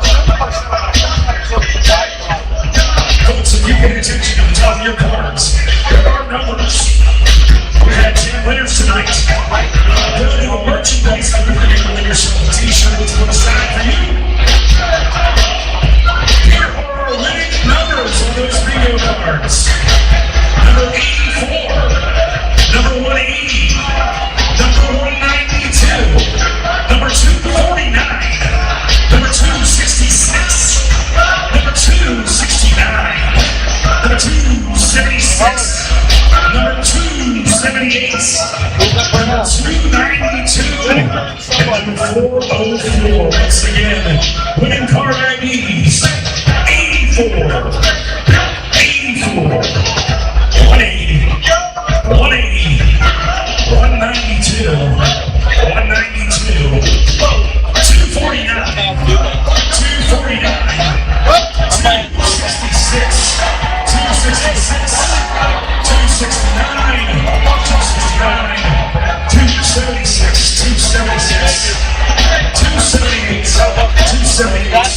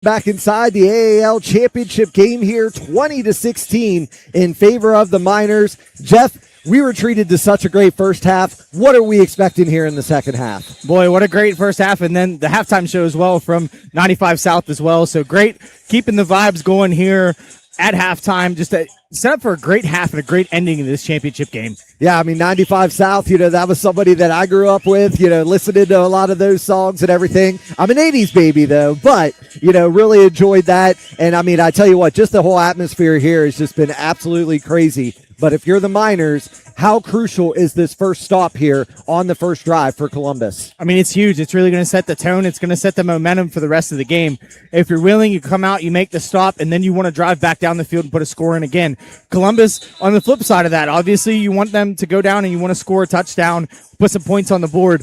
We talk about it. We've seen it in the first half. That gold ball really came up huge for the Columbus Lions. I mean, you had back-to-back touchdown passes from Daryl Clark. He hit Alex Coleman, hit Rainius Daramola, and then the touchdown from Blaine Espinosa to Jacob Smith on the gold ball. On the ensuing kickoff, Columbus gets a safety, but then on the ensuing kickoff after that, after the safety, the Miners recover it and then get one into the end zone again. Yeah, and then get a big interception at the end of the half. Doesn't really do anything. I mean, Espinosa was looking for the end zone. Great job by Isaiah Robinson to get down there and get the interception, but it gets a little bit of momentum going forward, and that lets Espinosa know, hey, Robinson's a threat back there. Watch when you throw it. Yeah, absolutely. I mean, a converted wide receiver playing defensive back down there is Isaiah Robinson, the former West Liberty University product. Byron Mounds is going to kick this one off. It'll be Jesse Riverio on the return, and he'll get it back into Miners territory at the 22-yard line. First down and 10 for Columbus, and they're going to have a short field to work with here after the kick. But I tell you what, Myron Mounds stepping into that kicking position here tonight, getting that ball, a lot of air under it, letting his gunners get down the field. Yeah, I mean, he's given his kickoff team enough time to get down there and do what he can do. I'm very impressed by the variety that Mounds has in his back pocket and able to use the kicking game and use different kicks and directional kicks. So great job of Mounds of, bringing that out and using that here tonight. Munoz, Dessois, and Cuts are your down linemen there for Wheeling. Stack formation here on the near side. Fortson going to be the motion man for Columbus. It's going to be a handoff to Marco Lee, but Brandon Munoz is going to gobble him up right away, as is Dio Dessois. Dessois making the initial hit there, and Cuts also coming in to finish off Marco Lee. Short gain on the play, and will bring up second down and 8. And Jeff, how about a nice shout out to former Wheeling Miner Tyree Williams? He's been tuning in here tonight. We want to give a huge shout out to Tyree and his family. Thank you for tuning in here. And we also got to catch up with former Wheeling Miner Joel Zellum, who made a visit up here to the booth, and it's always great to give him a high five and a hug, and we hope him and his family are doing well. Second down and 8 upcoming for Columbus after the run by Lee. Espinosa dropping back to pass, looking across the middle. Pass is complete to Jacob Smith, who has the touchdown tonight for Columbus, and that'll be a gain up to the 6-yard line, and will bring up another first down for Columbus. I tell you what, Chris, I'm more impressed with the official dropping down there and missing the Espinosa pass. Yeah, great move there by the official on that bullet pass by Espinosa. So now Columbus is really trying their best to kind of go into the middle of the field here. The outside of the field has pretty much been shut down for this Columbus offense, and now they're trying to expose the middle there of this Miners defense. Espinosa has Marco Lee off to his left. Here goes Credle in motion, gets it over to Lee. Lee driving forward, still on his feet, gets the push into the end zone. Touchdown Columbus, and that is Marco Lee and his strength right there. The fullback out of South Alabama getting into the end zone, and now the Lions have a 22-20 lead. Great job and push there by the Lions offensive line, and just the determination there to get the ball into the end zone was Marco Lee. Braden Wood in to attempt the extra point here. This will be out of the Michael Hill hold. Wood is 1 for 1 on the night. Here's the snap. It's a low one. Wood gets this kick up and will split the uprights and good. So Columbus with a quick strike with 12:09 to go here in the third quarter. They take a 23-20 lead. You're listening to the AAL Championship on MNTR Plus Sports Network.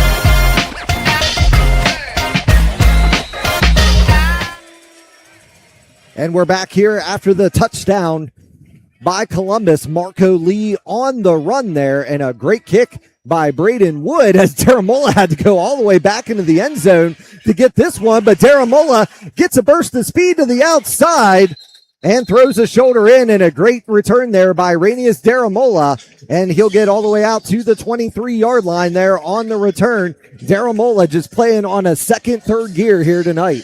Absolutely. Unfortunately, had that mishap on the other kickoff, throwing the ball backwards. I don't know what he was seeing there, unfortunately, but makes up for it there. Great starting field position for the Miners. And in sports, sometimes you have to have that short memory, and Daramola recovers there with the return. All the way up to the 23. Miners' first drive here. The second half, they find themselves down 23-20 to Columbus. Caden Berger coming back in under center, or in at center rather. That's Daryl Clark coming in under center. He has Johnson, the sidecar, off to the right. Andre Thomas Cobb, the motion man for Wheeling. Here's the snap. Clark taking a drop back, looking across the middle. He has Coleman, who picks it up off of his feet, and it is complete. Cameron Bergeron, another arena veteran, making the stop there on Coleman. I think Daramola, though, was shaken up on the play, and he was. So once again, Jeff, Daramola had the return, and then AC Coleman gets the reception there to get things going, but it looked like Daramola and the defender, their legs got tied up there when they were making the tackle on Alex Coleman. Yeah, and that tends to happen, you know, offensive member, defensive member come together, things like that happen. But great job of Alex Coleman picking the ball up off the turf, right off his shoelaces there, and getting a fresh set of downs for his offense. And now we're going to see, I guess you could say, the version of an Iron Man here in Isaiah Robinson. He's going to have to come back in at his normal wide receiver position. With the injury there to Daramola, he's being worked on over there on the sideline, so hopefully he's able to get back into the scene here real quick. Coming back in under center is Daryl Clark. Johnson, the sidecar, off to the right. Andre Thomas Cobb is going to get the handoff, but Thomas Cobb is going to run right into the waiting arms of the defender. That was big number 52, Tyler Clark. See what the call is here from the officials. I think it's going to be another illegal procedure.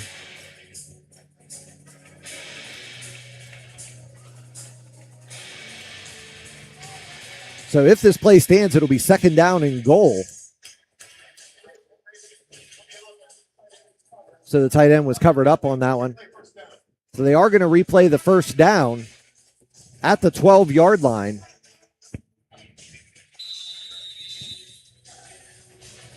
After the illegal formation, the Miners quite a few times have been called for that this evening. Yeah, I mean, that's day one stuff, Chris. I mean, that's you got to see that. You got to realize where you're at on the field and line up correctly. Declared tight end, Justin Nelson, the Wheeling University product. Deshaun Johnson off to the right here of Daryl Clark. Motion man is Alex Coleman. Clark back to pass, has to step up here. Clark able to beat one man and will be brought down roughly to the turf by DeAndre Brown. A great decision there by Daryl Clark. Didn't see anybody open in the end zone, but was able to get downfield. And now it looks like they're going to call in Khalil Trotman, as Clark was a little bit shaken up. Yeah, great decision there by Clark to step up in the pocket, seen the lane there, and took off, found the crease, and then got the extra yardage. So second down and goal here for the Miners is Khalil, like you mentioned, Chris, Khalil Trotman coming into the game. He is that red zone threat. He can throw the football if he needs to, and also run the football as well. So look for a little bit of smoke and mirrors down here, some little misdirection to try to get the defense off of their game. Yeah, I'll tell you what, though, they're going to have to hurry up here as the official is counting. There goes Robinson in motion, and there's that illegal procedure call again. So this one will go against the Miners. As I said, multiple players on the false start. But I think Daryl Clark was actually shaken up on that last play, and that's why Trotman's coming in. He was grabbing his arm a little bit there, it looks like, so he'll be attended to there on the bench. So Khalil Trotman in the game right now at quarterback. And he'll have Johnson the sidecar off to the right. So yeah, both Daryl Mola and Clark both shaken up right now. Trotman, though, it's going to be a snap over his head. Khalil dropping back and a launch one toward the end zone, and thank goodness he threw it far because there was only Denarius Wardlow in the vicinity there for Columbus. Yeah, good decision there by Trotman, realizing busted play, just throws it away. Live to fight another down, does Khalil Trotman. So this is third down and goal for Wheeling. You have A.J. Bowen over there on the sideline. Khalil Trotman, though, a very capable quarterback. Once again, played last season with the Colorado Spartans. Also played in this building with the Jersey Bearcats. 8:27 and counting here in the third quarter as Andre Thomas Cobb goes in motion. We're going to have another flag on the play and another false start upcoming against Wheeling. So is Justin Nelson the guilty party on that one?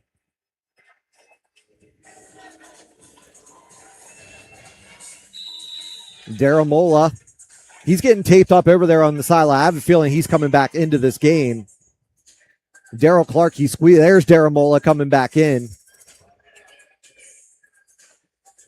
But yeah, Clark looks like he's having an issue with that left hand. Could be a stinger in the arm. He's trying to get the compression back in it. Clock strikes under 8 minutes here, and third down and goal all the way from the 14 now. So obvious 4-down territory here for the Miners, as they're going to send Andre Thomas Cobb in motion. Here goes Trotman, back to pass. Here comes the pressure. Trotman looking over the middle, and he had Alex Coleman a lot of pressure in the face there of DeCoven Ware in the face there of Trotman, but a good job by Khalil to get it, and AC Coleman almost had an opportunity to make that catch.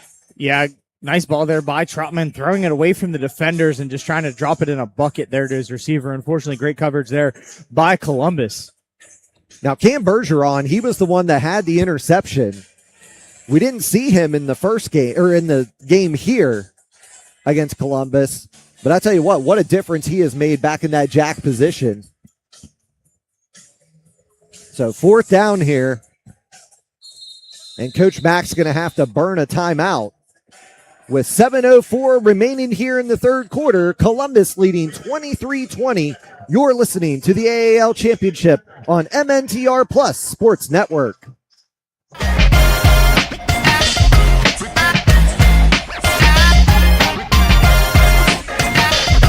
He was giving us hard hands for going to the camera on injury timeout. Oh, yeah, I got you. Yeah, well, that's what he said the first. Yeah, but he was happy that we were.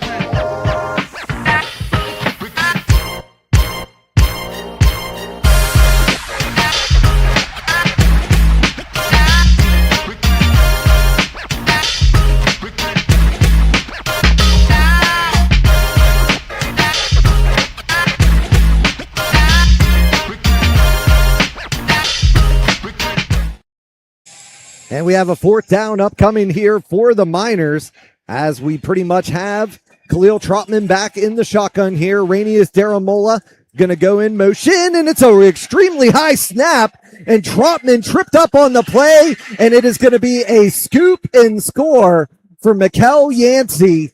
And a big turn of events here as the snap went over the head of Trotman, and Yancey with the scoop and score. Great job there by Yancey, realizing the ball was there. Trotman tried everything he could to get back to that football, and unfortunately cannot, and Columbus cashes in. What a play there. The bad snap by Caden Berger over the head of Khalil Trotman, and then the scoop and score for Mikel Yancey.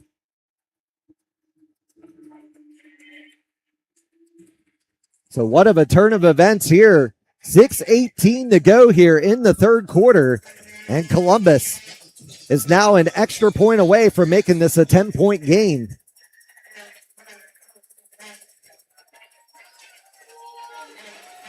Here's the snap. Hill's able to get it down, and it's going to be blocked here by the Miners, and Raymond Cuts is going to bring it back for the 2-point conversion.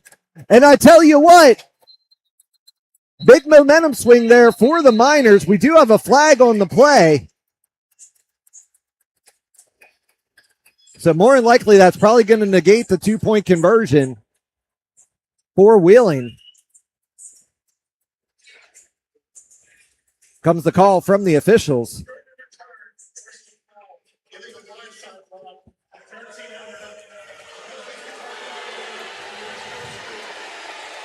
So the blindside block rule comes back in to haunt them. So 5:52 here on a stop clock. And it still remains 29-20 in favor of Columbus, as the officials are coming together here for a conversation with 5:52 to go here in the third quarter.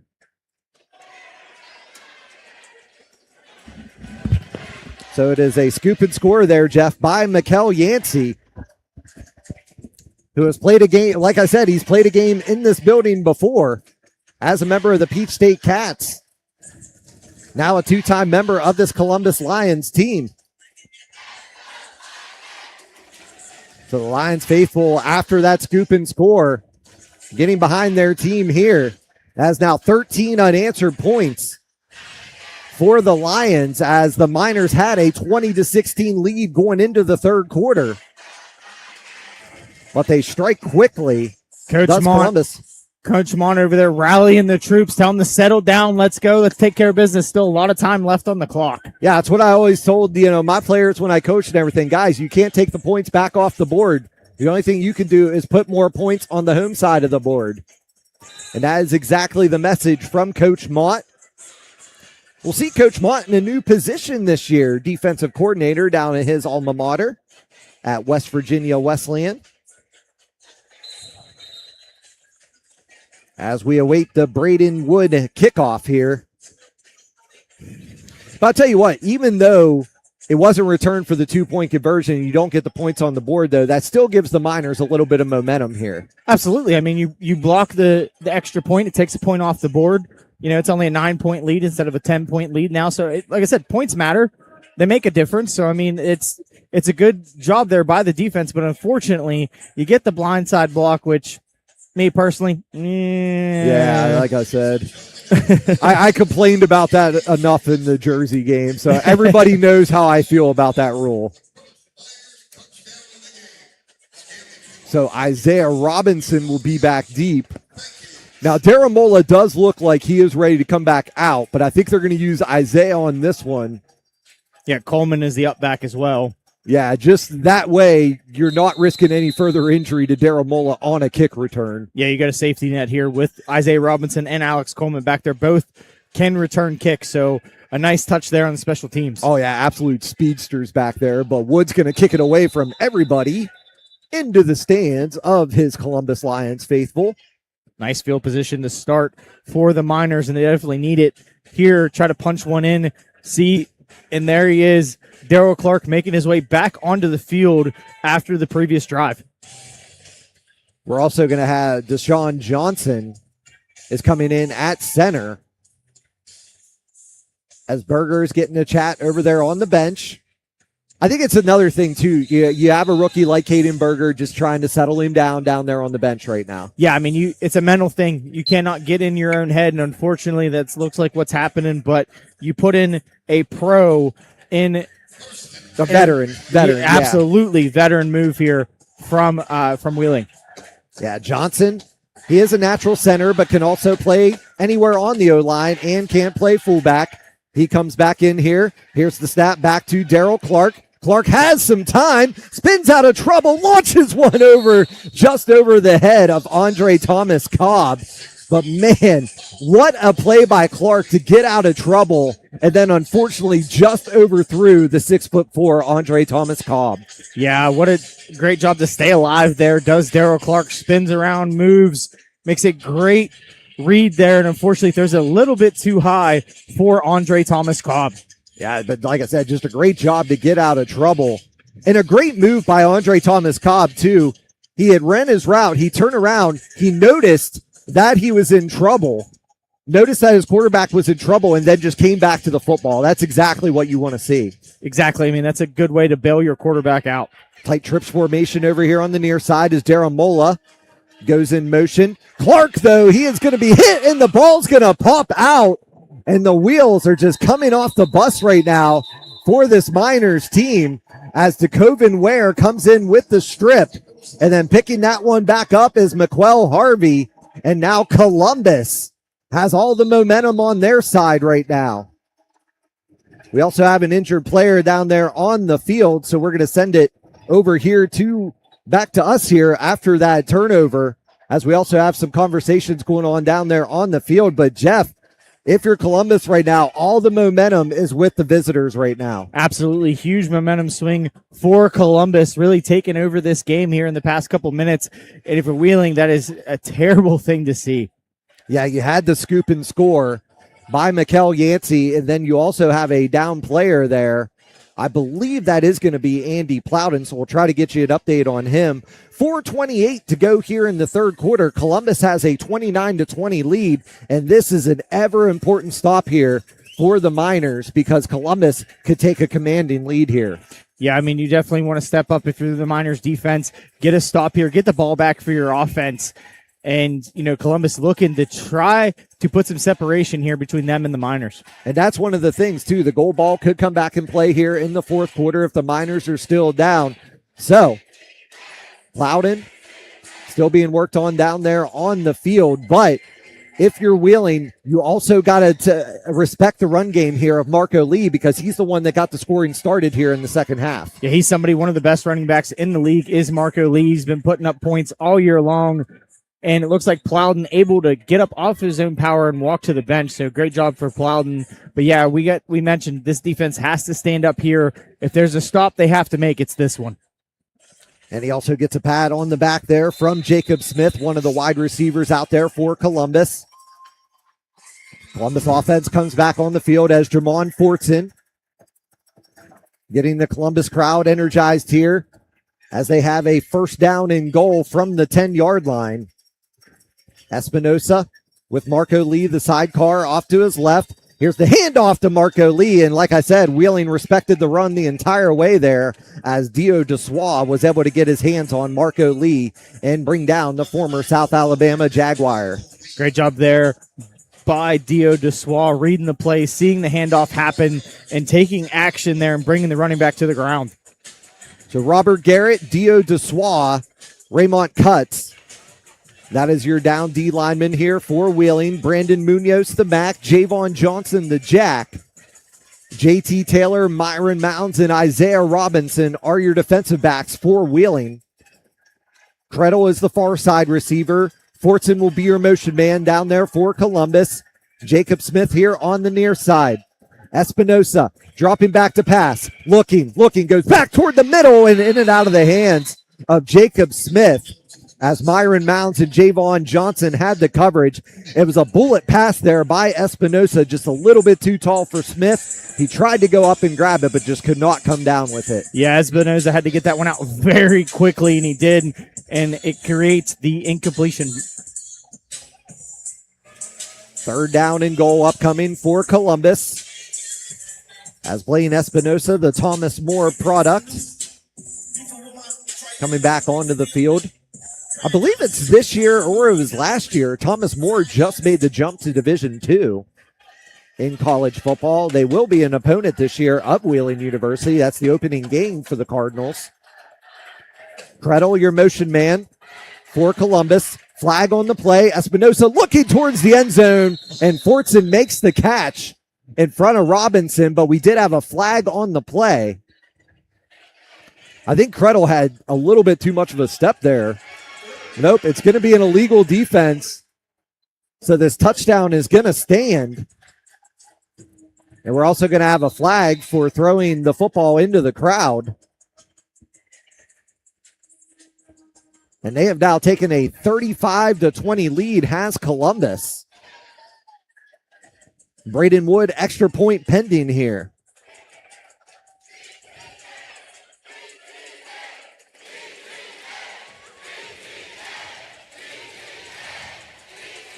So we'll get the unsportsmanlike penalty here.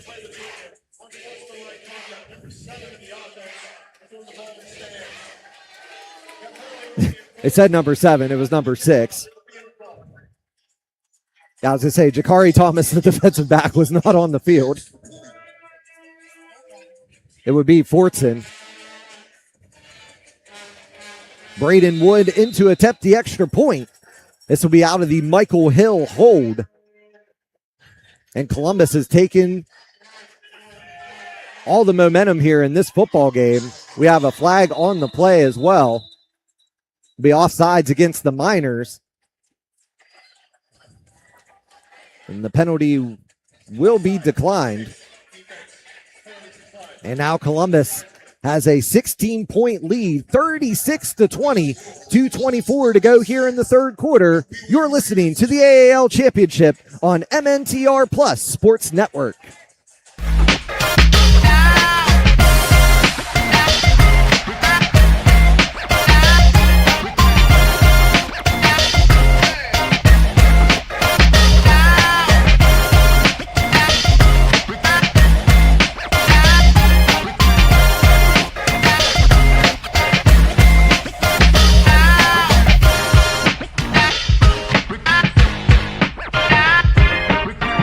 There's the reason why they're a dynasty.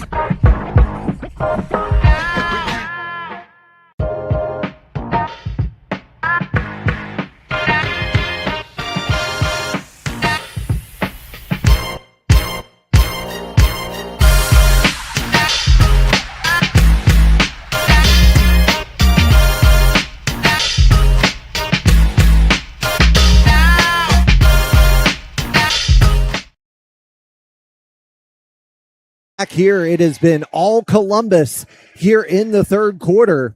19 unanswered points. Check that, 20 unanswered points to make this a 16-point football game here in the AAL Championship. Chris Thoburn alongside of Jeffrey Blumenauer. 2:24 to go here in the third quarter.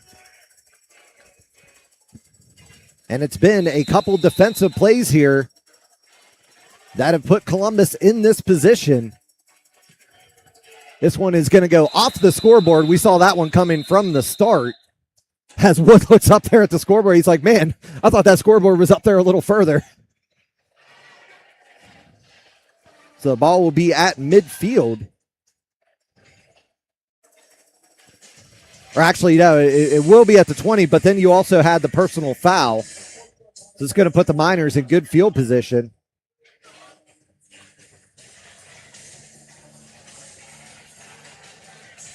At the 20-yard line of Columbus. After the unsportsmanlike penalty.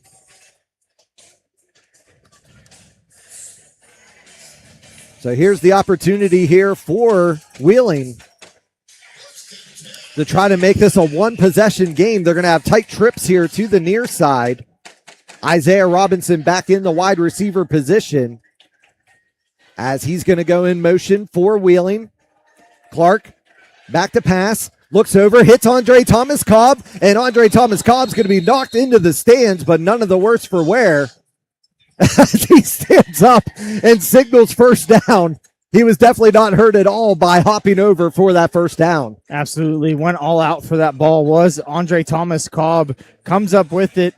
Great job. Great throw there by Daryl Clark as well. And the young fan, unfortunately, down there, I think he kind of took a spike to the helmet. AJ Roque, the AAL commissioner, giving him a little fist bump saying, hey, are you all right, buddy?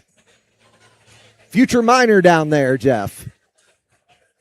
Oh, man, yeah, he definitely took a hit there as he has somebody checking on him down there. But the fan seems to be okay.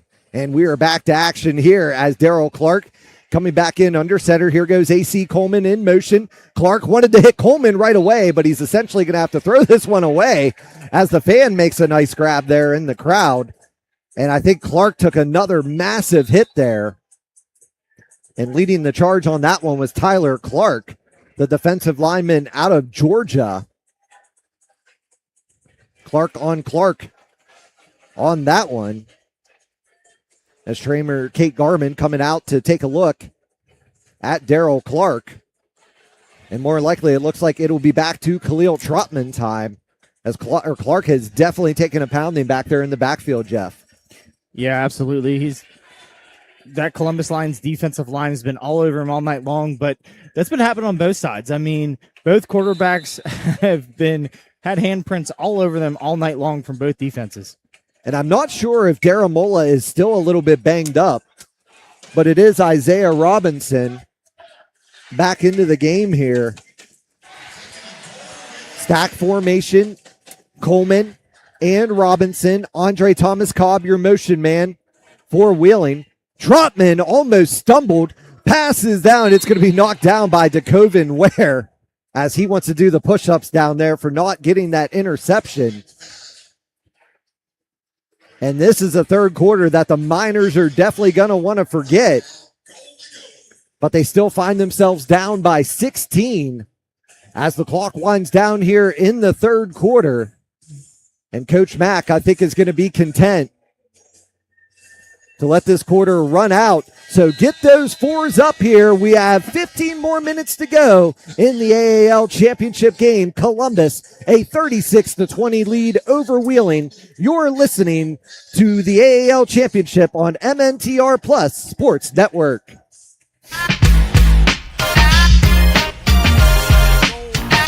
Oh, it's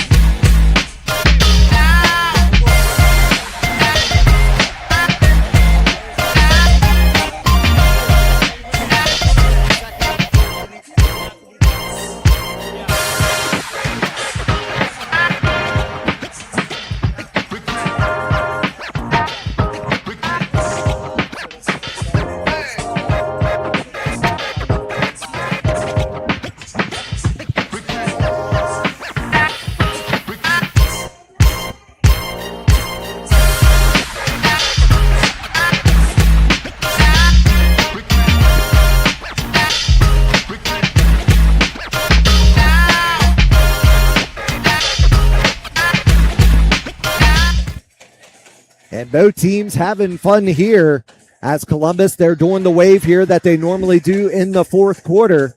And they have a commanding lead 36-20 here. But Jeff, I mean, we've seen it in arena football, how quick things can change around here. The Miners have themselves down by 16, but this is an opportunity here for Wheeling to try to put more points here on the board. Absolutely. And the gold ball will be in play if they would like to use it. It is in the second and fourth quarter. So remember that, and you have to be down by 14 points. So that's something that the Miners could look at if they get possession of the ball back. Yeah, because it has to be at the start of the drive, right? It can't be at the switch of the quarter. Correct. So the Miners are going to be faced with a third down as Coach Mack, I'm not sure what the conversation is over there in the corner. But once again, I mean, the Miners are going to have to hurry here. The clock's already started. Yeah, but the league commissioner on the field over there in the corner, so who knows what's going on here.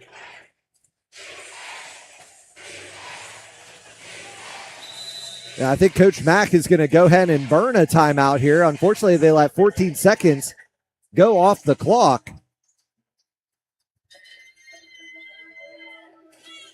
But yeah, the AAL commissioner over there with AJ Roque. Yeah, Coach Mack is clearly upset about something. But once again, I think that's also the second time out that the Miners have burned in this half.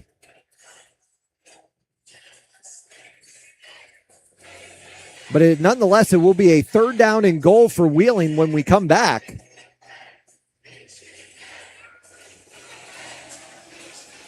You're going to have to shut the door down there in the corner. You got Munoz in there now, too, in that fullback position with the injury to Plowden. A lot of injuries down there on the field for Wheeling right now, including Daryl Clark. And it's going to be a false start upcoming against Wheeling. So the wheels just coming off the bus right now. But this is where you really have to dig deep if you're the Miners. That's what Coach Mack's saying. Coaches on the sideline are saying the same thing, guys. You just got to calm down. Just get your composure back. So this will be 3rd down and goal from the 13. But, Jeff, if you're the Miners, you have a little bit more room here to play with. Yeah, I mean, you just got to settle down, realize what's in front of you. You still have 14 minutes left on the clock and some change, so you definitely got to take care of the football here. Starts with scoring on this play here, getting the ball back, and then just reevaluating and see what's going on and get another stop. Munoz is your sidecar off to the right. Trotman dropping back, looking across the middle, and it's going to be intercepted again for the second time by Cam Bergeron. And now Trotman is shaken up on the play. And we have another flag. So that's 2 quarterbacks now that have been shaken up.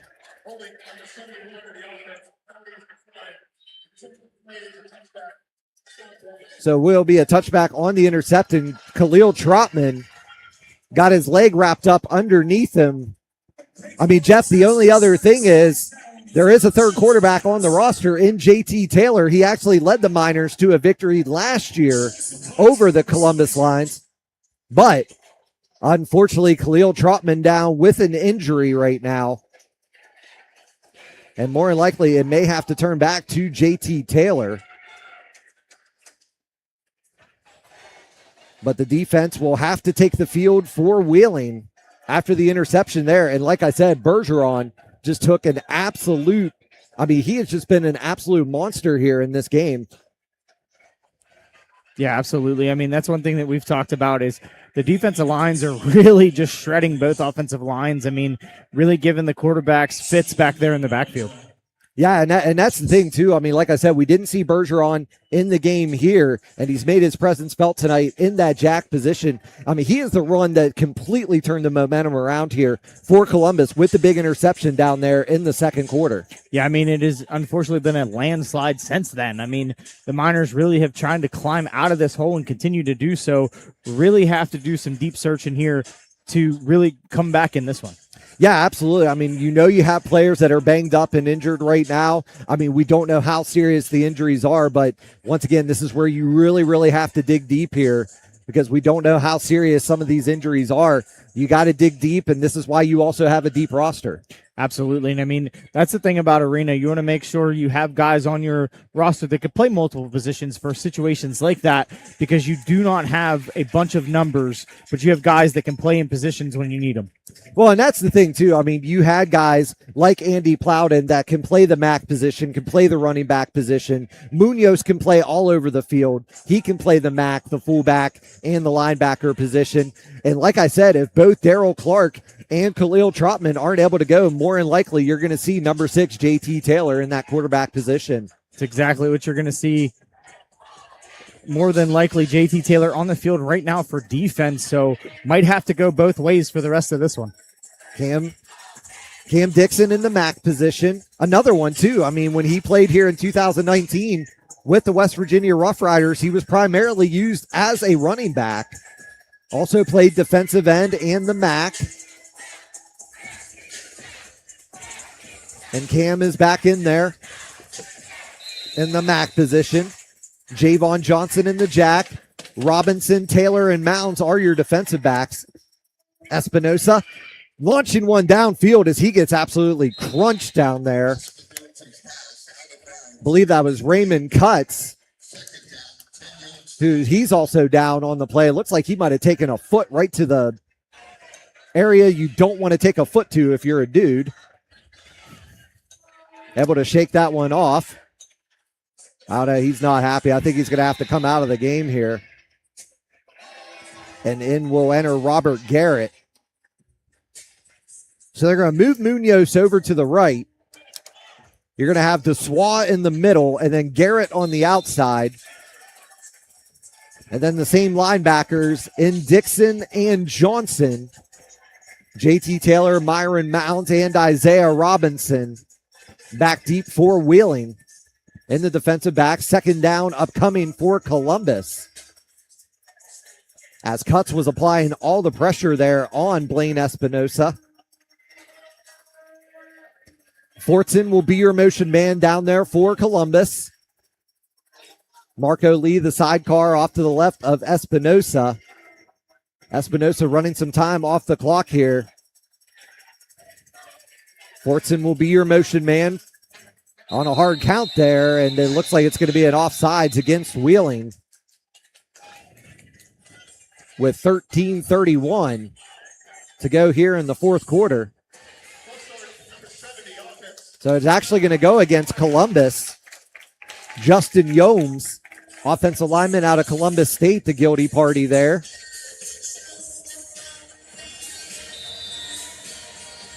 That's going to bring it back to the 5-yard line. For Columbus. Brings up second down and 15, but that clock continues to run. Like I said, I believe the Miners do only have the one timeout, Jeff. Yeah, they've used both of them, unfortunately, due to unforeseen circumstances. So, yeah, only sit with one timeout. Cutts is back in the game there at defensive end. So you have Munoz and Cutts on the outside, Dessois in the middle. Cam Dixon coming in that jack position. Here's the pass from Espinosa to Fortson, and he is going to be gang tackled there on the outside. Leading the charge, Isaiah Robinson and Munoz able to get out there to the outside and make the stop on Fortson. Brings up third down and long now for the Lions. So Munoz doing a great job to get out there on Fortson.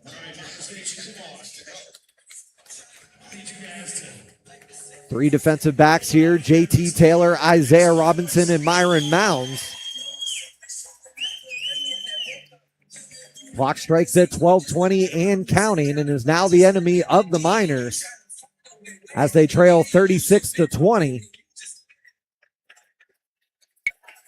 Man going in motion is Krettel.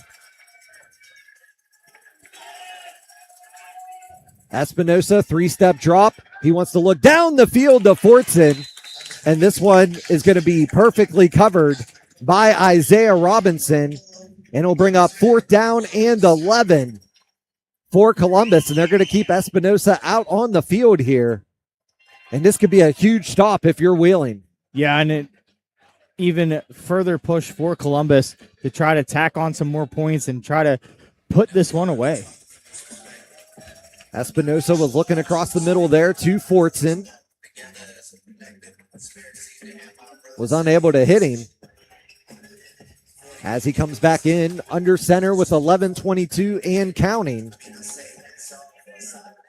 Krettel and Fortson are stationary.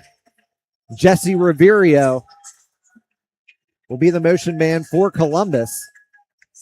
Espinosa dropping back to pass. Looking downfield. He has Krettel, who makes an incredible catch inside the 5. And that is a dagger if you're Columbus. What a pass there by Espinosa to hit Krettel in stride. Robinson with the tackle, but Krettel just an unreal play there and an unreal catch. Espinosa had all the time in the world on that one, slid out to the outside of the pocket and just launched it downfield to Krettel and sets up a 1st and goal for the Lions. This will be a 1st down and goal from the 3 for Columbus. Ball once again on that 3-yard line. Miners really going to have to dig deep here to try to make a stop. They're going to be using an O lineman as a wide receiver here on the near side. That's McQuell Harvey. Also plays defensive line. Here's the pitch out to Marco Lee. The Miners were able to snuff that one out right away. They knew the run was coming with Harvey into the game there. They're going to drop him for a loss. Back to the 6. Cuts and Cuts and Munoz all over that one. The Cuts and Munoz there on the tackle. Riverio's going to come back into the game. 9:35 and counting here in the 4th quarter. Columbus taking all the time that they can right now. They're going to go ahead and burn a timeout. More than likely, I don't think they're going to be able to get this one off. Well, I don't know. Maybe Espinosa is going to be able to rush. So 2nd down and goal upcoming here as Fortson will be your motion man for Columbus. Espinosa back to pass, has plenty of time, launches one towards the end zone, and Jermon Fortson is going to make the circus catch, and the former Florida State Seminole comes back with a big reception, and this is now a 22-point game, and Columbus has taken complete domination here of the second half. What a throw there by Espinosa, and takes the hit, finds Fortson in the corner of the end zone. Great concentration by Fortson to bring it down in the end zone after the huge hit up against the boards. Yeah, he knew that wall was there the whole time, and a great job by Espinosa to put it up there where only his wide receiver was going to get the catch. Braden Wood in to attempt the extra point. This will be out of the Michael Hill hold. Kick is up. It'll split the uprights and good. Now Columbus, an absolute commanding lead, 43-20. But Jeff, you have to expect, though, that the goal ball is going to come into play here. 8:12 to go here in the 4th quarter in the AAL Championship. You're listening to MNTR Plus Sports Network.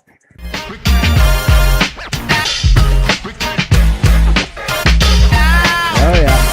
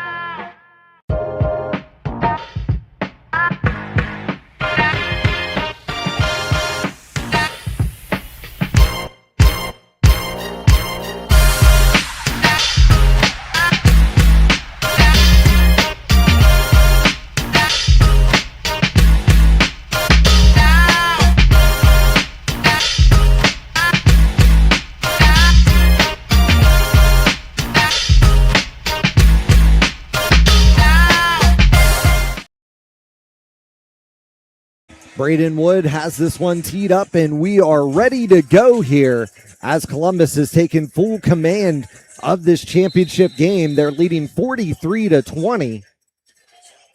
And here comes the kick from Braden Wood. Rainius Daramola back deep. Going to get the return here, and he is going to be upended at the 10-yard line. So everything just going in the way here of the Columbus Lions. Gold ball going to be in play for the Miners. Yeah, so there is the gold ball coming back in. The Miners can try to make this a 2-possession game.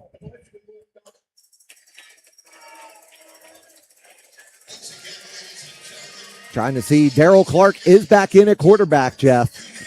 Yeah, so just to clarify, the rules of the gold ball can only be played in the second and fourth quarter. The team that activates the gold ball has to declare at the start of the drive that they're using the gold ball and has to be trailing by 14 or more points. So Munoz is going to be the sidecar off to the right of Daryl Clark as Alex Coleman goes in motion. Clark back to pass, looking across the middle. He has Andre Thomas Cobb, who makes the reception and will get the first down up over midfield to the 24. And a great first pass there by Daryl Clark and a great catch by Andre Thomas Cobb. 7:29 and counting here in this one. Daramola also back into the game.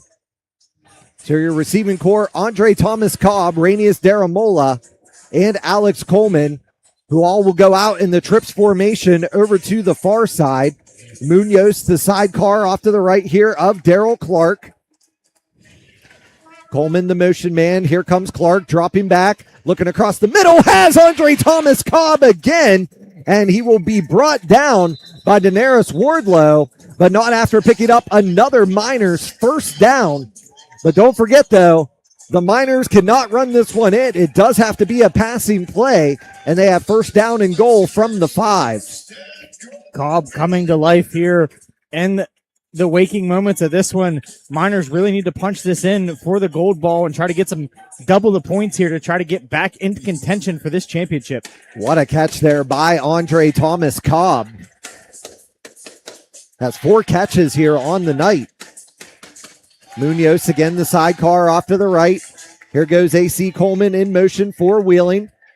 Clark having to spin out of trouble here, but he is going to be brought down on the play by DeAndre Brown. The Southern Miss product makes the big stop there on Clark. The only benefit is it does give the receivers a little bit more room to be able to run a complete route out there. Yeah, it gives them a little bit more space to work with there and opens up the playbook a little bit more for the Miners. So Johnson is back in at center. Declared tight end is Shamil Roberts. Munoz is the sidecar off to the right here of Daryl Clark. Your motion man is Alex Coleman. We have a flag on the play and a false start against Wheeling. So the penalties are just coming back to bite them in the rear end right now. But like I said, the only good thing is you get a little bit more room since you have to pass the ball into the end zone.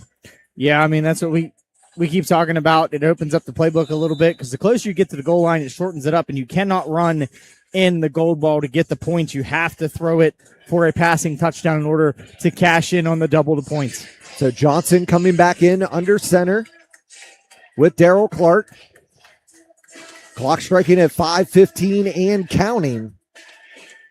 Clark back to pass, looking towards the end zone. Alex Coleman makes the catch, and the gold ball will now make this a 43-32 lead for Columbus. So the gold ball comes in huge here for Wheeling.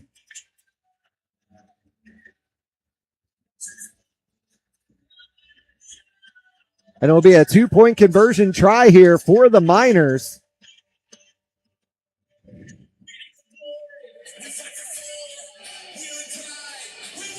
So 4:34 and counting here in this one. It's still a 2-possession game. But the mountain is a little smaller for them to climb now for Wheeling.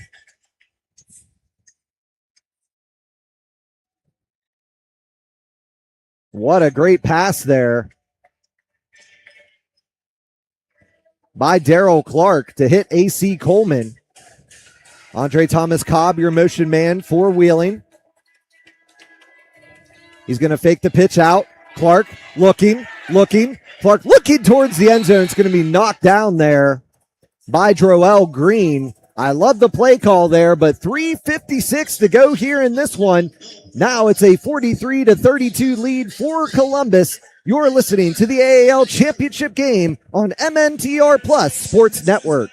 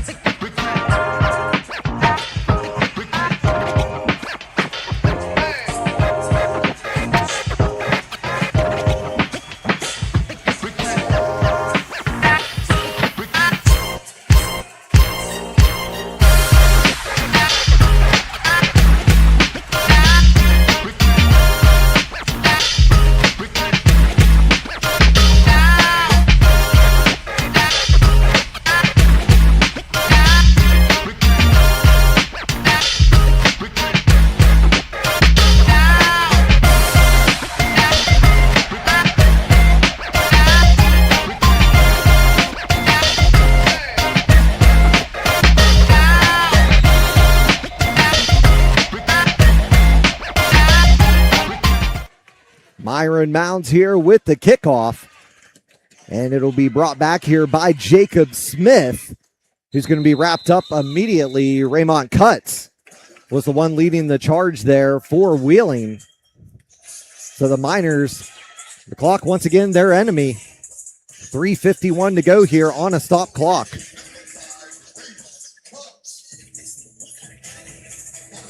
So Cutts still not 100% down there, but he's going to have to dig deep on this one. Ball is on the 19-yard line. Deswa, Garrett, and Cutts are your down linemen. Munoz will be in the MAC position. Javon Johnson in the jack. JT Taylor, Myron Mounds will be your defensive backs for Wheeling. Also along with Isaiah Robinson.